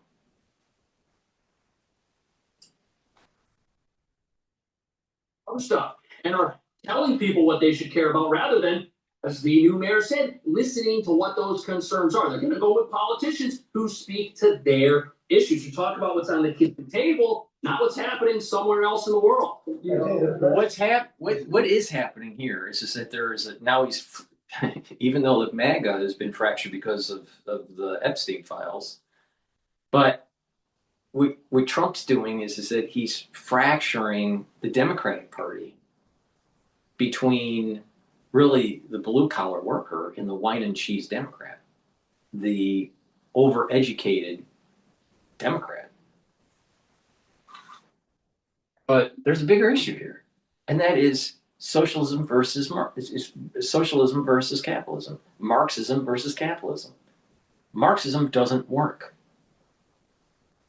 And if Mamdani is considered successful under the rubric of socialism, it's going to metastasize in the country. Mamdani either has to admit that his policies under socialism didn't work and that we have to use capitalistic means to bring down the affordability. He needs to admit to that. Or the sheepdogs need to come out and demonize Mamdani, that he's just Napoleon the pig on Animal Farm, and he's going to end up becoming corrupt. But I think that Trump is fracturing the Democratic Party, and the power base is starting to weaken, which is the wine and cheese Democrat, the intelligentsia of the Democratic Party. The intelligentsia of the Democratic Party really doesn't care about the affordability of people.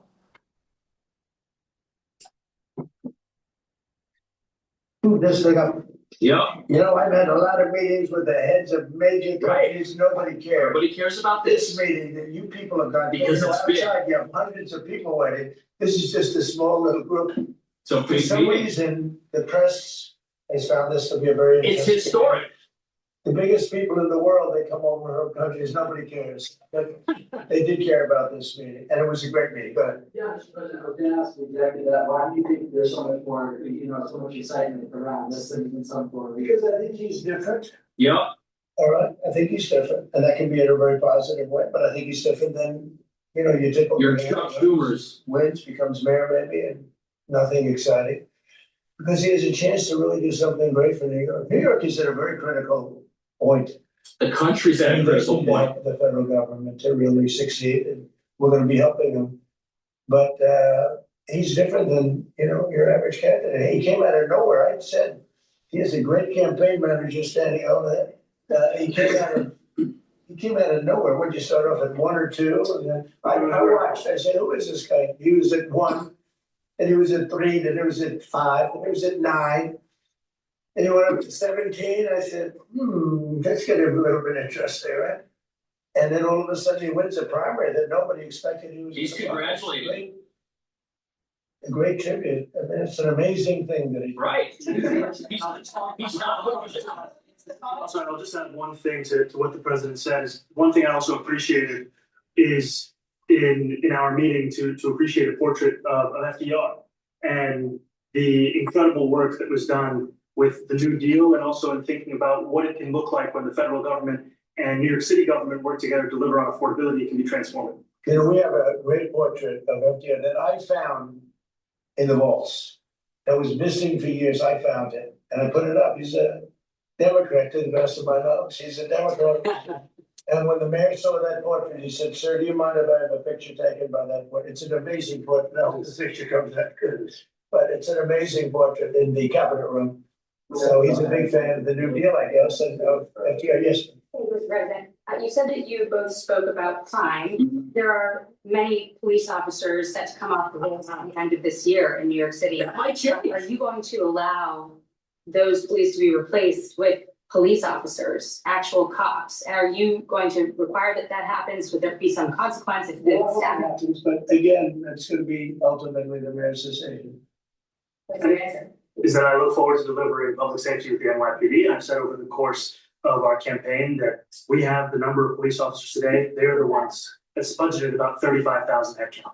And I think the key thing is that we have to make it easier for police to focus on police work, not ask them to respond to 200,000 mental health calls a year. This is what I was mentioning earlier. Trump is setting Mr. Mamdani up to have total responsibility for the success or failure of New York City in the near future. And if this succeeds, if it succeeds, great. But socialism is going to be tied to a lot of these viewpoints. Will that work? Hasn't worked at any other time in the entire world. It's failed everywhere it's tried. So a very interesting dynamic is being set up here where Trump can basically say, hey, I told the mayor what I thought he should do. I let him make his own decisions. It worked. It didn't work. I think many of you watching already have an opinion on whether or not socialism is going to work out for New York City. I have my opinion on that. I don't think it's going to, but I do think that the idea of people working together, that if Trump can go and work with Kim Jong-un. Cash Jordan, wake up. It doesn't matter what you think. All you got to do is look at the empirical evidence. No country has been productive long-term under socialism, especially communism. We've done the grand experiment in the Cold War.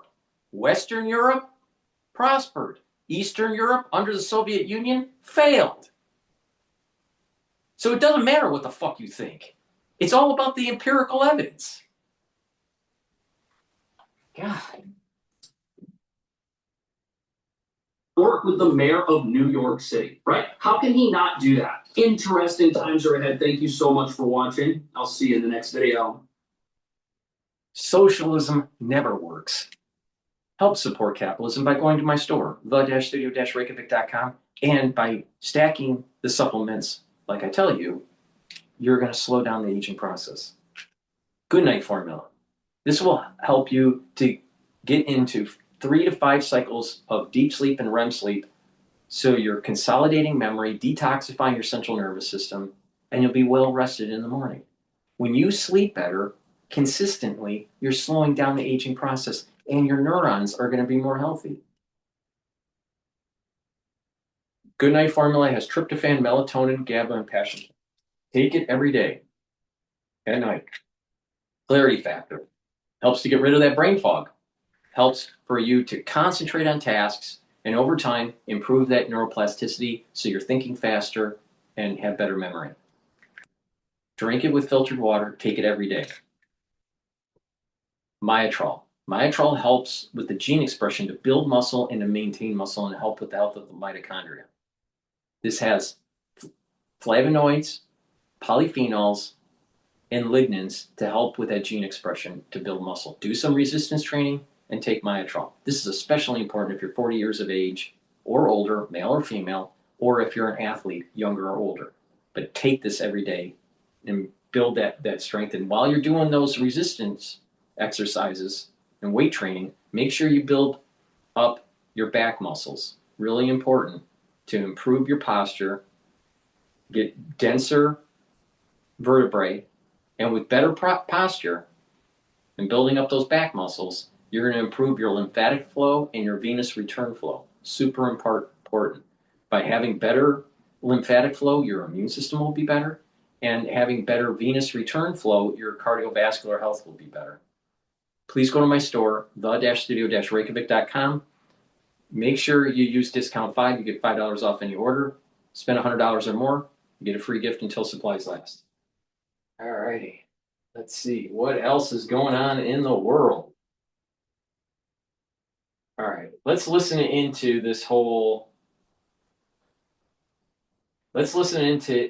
MS Now talking about MTG leaving. Now, of course, this is a liberal bias, but let's listen in here. Amazon offers hourly employees health care on day one for the whole family. Mom, come left! Go. We begin this hour with President Trump's week that went from bad to worse as the stinging losses and embarrassing setbacks piled up. Congress nearly unanimously rejected his effort to stop the bill to release the Epstein files after he reversed course to support the bill amid mass Republican defections. He signed it into law Wednesday. Then he suffered a major blow on his redistricting Hail Mary as a federal court in Texas blocked a new Republican-friendly congressional map. Although Supreme Court Justice Samuel Alito temporarily restored the new map for at least a few days while the High Court weighs whether to allow it for the 2026 midterms. Add to that, this week's devastating polls showing the president underwater with voters on key issues. A Fox News poll showed that just 41% of voters approve of the job he's doing. And when it comes to the economy, a top concern for voters in recent elections, just 38% approve of his handling of the issue. While his economic policies are driving away voters with the growing affordability crisis top of mind, his opposition to some of his core Make America Great Again policies led to a stunning rift in the so-called MAGA coalition. Last night, Republican Congresswoman and former Trump ally Marjorie Taylor Greene announced she'll resign from Congress and leave office on January 5th, nearly a full year before the end of her term. It comes after Greene notably broke with President Trump over the Epstein files, which she joined Democrats in fighting to make public. In a video announcing her resignation last night, Congresswoman Greene made clear that the Epstein files were a key factor in her decision. Standing up for American women who were raped at 14 years old, trafficked and used by rich, powerful men should not result in me being called a traitor and threatened by the President of the United States, whom I fought for. I have too much self-respect and dignity. I love my family way too much, and I do not want my sweet district to have to endure a hurtful and hateful primary against me by the President that we all fought for, only to fight and win my election while Republicans will likely lose the midterms, and in turn be expected to defend the president against impeachment after he hatefully dumped tens of millions of dollars against me and tried to destroy me. Joining us now, Ali Napali, MS Now senior congressional reporter, and Vaughn Hilliard, MS Now senior White House reporter. Thank you guys for joining us after what was kind of a late night surprise call. Before we get into it, we do have a very recent Truth Social from the president responding to Marjorie Taylor Greene. He did a phone interview with ABC News, but this is his first public response. Marjorie Taylor Brown, because of plummeting poll numbers and not wanting to face a primary challenger with a strong Trump endorsement, has decided to call it quits. Her relationship with the worst Republican congressman in decades, Thomas Massie of Kentucky, also known as Rand Paul Jr., because he votes against the Republican Party and really good legislation, did not help her. For some reason, primarily that I refused to return her never-ending barrage of phone calls, Marjorie went bad. Nevertheless, I will always appreciate Marjorie and thank her for her service to our country. President DJ. Good deal. Very quick. I don't extend to Anyway. So I feel like this is going to be a moment, you know, like where were you on the night that Marjorie Taylor Greene resigns? Fawn. My poor husband had run to the store to get a bear flame, and Justin started making the first. For the first time ever, I have a fireplace. Making the first fire ever. And then Marjorie resigned. I know it's coming up. I'm already in this one of my diet. And I was just like, how are you? That wicked, and you know, when everyone walked out of the theater being like, "Oh, that's so good," and also, "Oh my God, Mark." They're laughing it up. Notice these liberals laughing it up.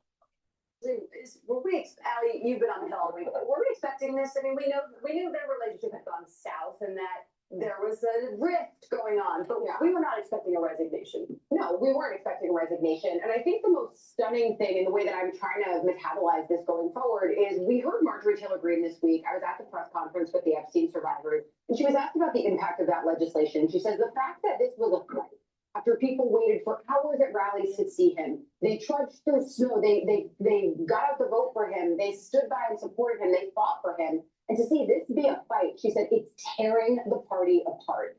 And I had never heard her speak that way, even as they were having their initial rift, which, yes, was over the Epstein files, but was also over the Affordable Care Act and cost of living and the way that her kids' premiums were going up.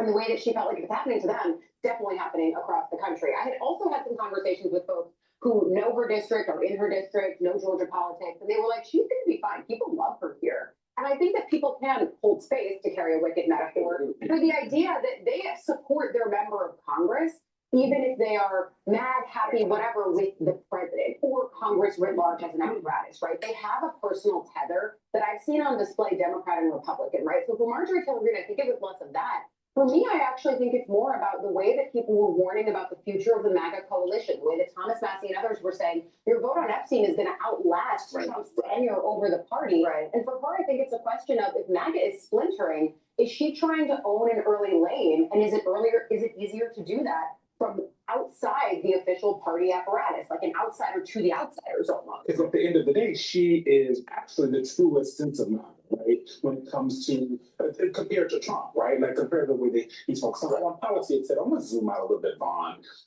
because Green happened yesterday and it's taken a lot of energy, a lot of hours, giving us a lot of energy as well. But there's a lot in this week for Trump and this month for Trump, right?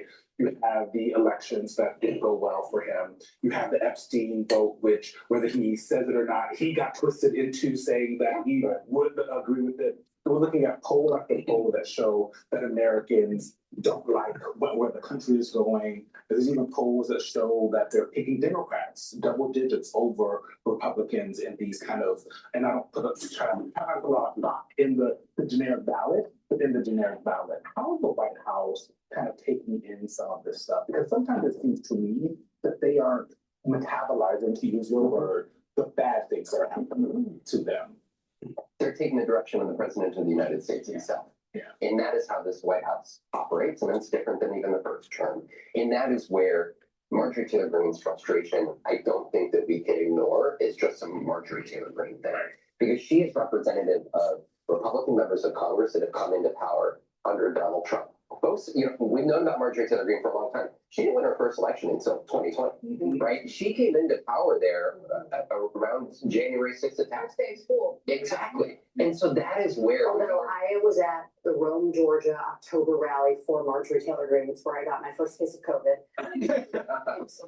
Middle of the pandemic, and there were 15,000 people out who were out there for her. I mean, her power predates political office, which I think maybe foreshadows where we are now. And sort of the purity and the responsiveness of which she demands that our politics is to respond, like for healthcare subsidies, right? That if you're not listening to the folks in her congressional district in Georgia, then maybe that's why you don't understand why your polling numbers are going down. If you don't understand the hardship that they are enduring here. And that is where I think her frustration in the specific use of quote cult-like in her video last night. I couldn't ignore that, and I don't think we should ignore that. because those words are not spoken easily. As somebody who was outside of the courthouse, right, out there to defend him full vocally, she was out there in every single way defending the January 6th defendants who were jailed, right? Right. So I think that in so many ways, she is this moment demanding a responsiveness that the rest of her party is not. So Allie, let's nerd out here. As we were doing in our, Allie and I share it often. We were nerding out just before the show. Nerd out here and talk about the impact on Congress with Marjorie Taylor Greene, her resignation effective January 5th. You have this special election in Tennessee on December 2nd. Talk about the math, because it looks like come the next Congress, Speaker Johnson could have a Republican majority of what, 1, maybe 0. Yeah. Well, if we extend out the calendar, right? You sell it, we ship it. Put the strength of Amazon behind your business. Transparent rates and delivery in 2 to 5 days. Don't just send a package, send a message. Ground shipping, built for what's next.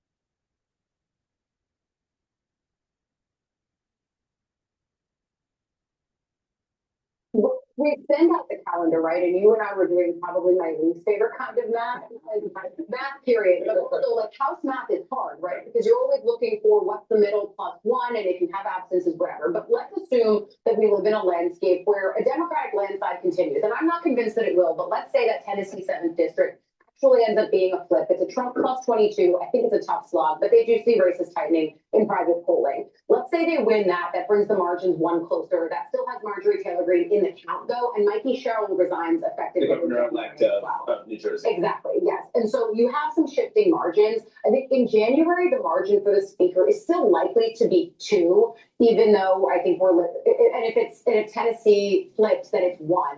But I think, or rather, the math. But if you go forward to April, then you have likely a Democrat reclaiming the Mikey Sherrill seat. But if there's some shifting sands, yeah, you're right. There could be a world where the margin is 0. If there's not, there's still a margin where it's 2. But either way, it's very, very tight. Right, and if the margin is 0, let's keep in mind that Congressman Massey, who the president slammed in that As Rand Paul Jr. Yes, that what's his head? The Speaker Johnson. The Speaker Johnson is going to have a tough time getting a bunch of votes done. And also, especially the closer we get to midterm elections, where vulnerable Republicans are trying to claim their independence and distance themselves. I mean, there's a key vote coming up even before the midterm elections, and that is the continuing resolution that expires on January 30th. So, well, 2 key votes. ACA subsidies and continuing resolution. Well, assuming they get it done. In the House. Right. And that's supposed to be done, that should be done in December. They're saying mid-December. Senator Shaheen, who's brokering that deal in the Senate, has said to me they're aiming for a mid-December date, bill of Democrats choosing, date of Democrats choosing, but it would still need to cobble together the 60 votes. And I'm just not sure they're there. And even still, your conversation is so boring. Please go to my store, the-studio-reykjavik.com, and get the lignans. This will help with your immune system and your endocrine system, bring down inflammation, and soak up free radicals. Super important to take every day to help to slow down the aging process and boost up that immune system. Turmeric brings down inflammation and soaks up free radicals. Super important for your immune system.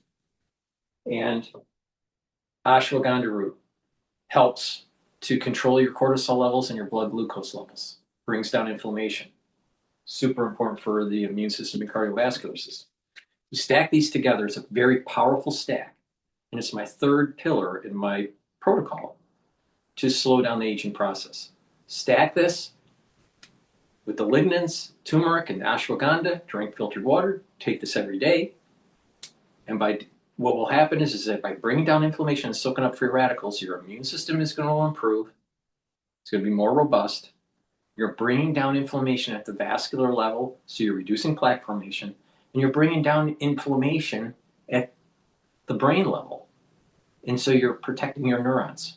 It's a very powerful stack. And what's the protocol? What's the anti-aging protocol? Take the multivitamin and the probiotic as a foundation. The first pillar is the Max 35 or cleanse to help with the immune system. C60 is the second pillar to soak up free radicals. Third pillar is the ashwagandha, lignans, and the turmeric to boost up that immune system, help with your cardiovascular system. And the fourth pillar, boomer boost, to rev up your metabolism.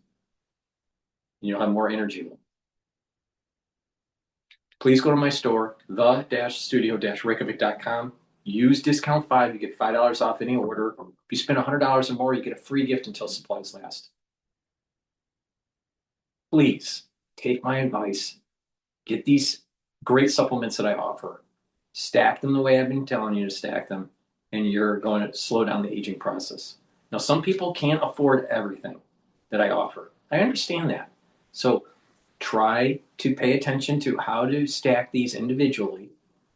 And when you do that, you get the max benefit with the dollars that you spend. When you do this consistently, you're going to slow down the aging process, boost up that immune system, help with your endocrine system, help with your other bodily systems, especially cardiovascular and brain function. And also, make sure you drink filtered water, stay away from processed foods, have some spirituality or mindfulness, do the 4 modalities of working out, balancing, stretching, resistance training, and some cardio. Detoxifying your body. These are all very important. Learning new things. When you approach this holistically with the proper supplementation, you're going to slow down the aging process. That's the end of my broadcast. Thank you for listening. Please help support my work and go to my store, the-studio-reykjavik.com, and get the very high quality supplements that I offer. It's the-studio-reykjavik.com. Thank you for listening and have a nice day.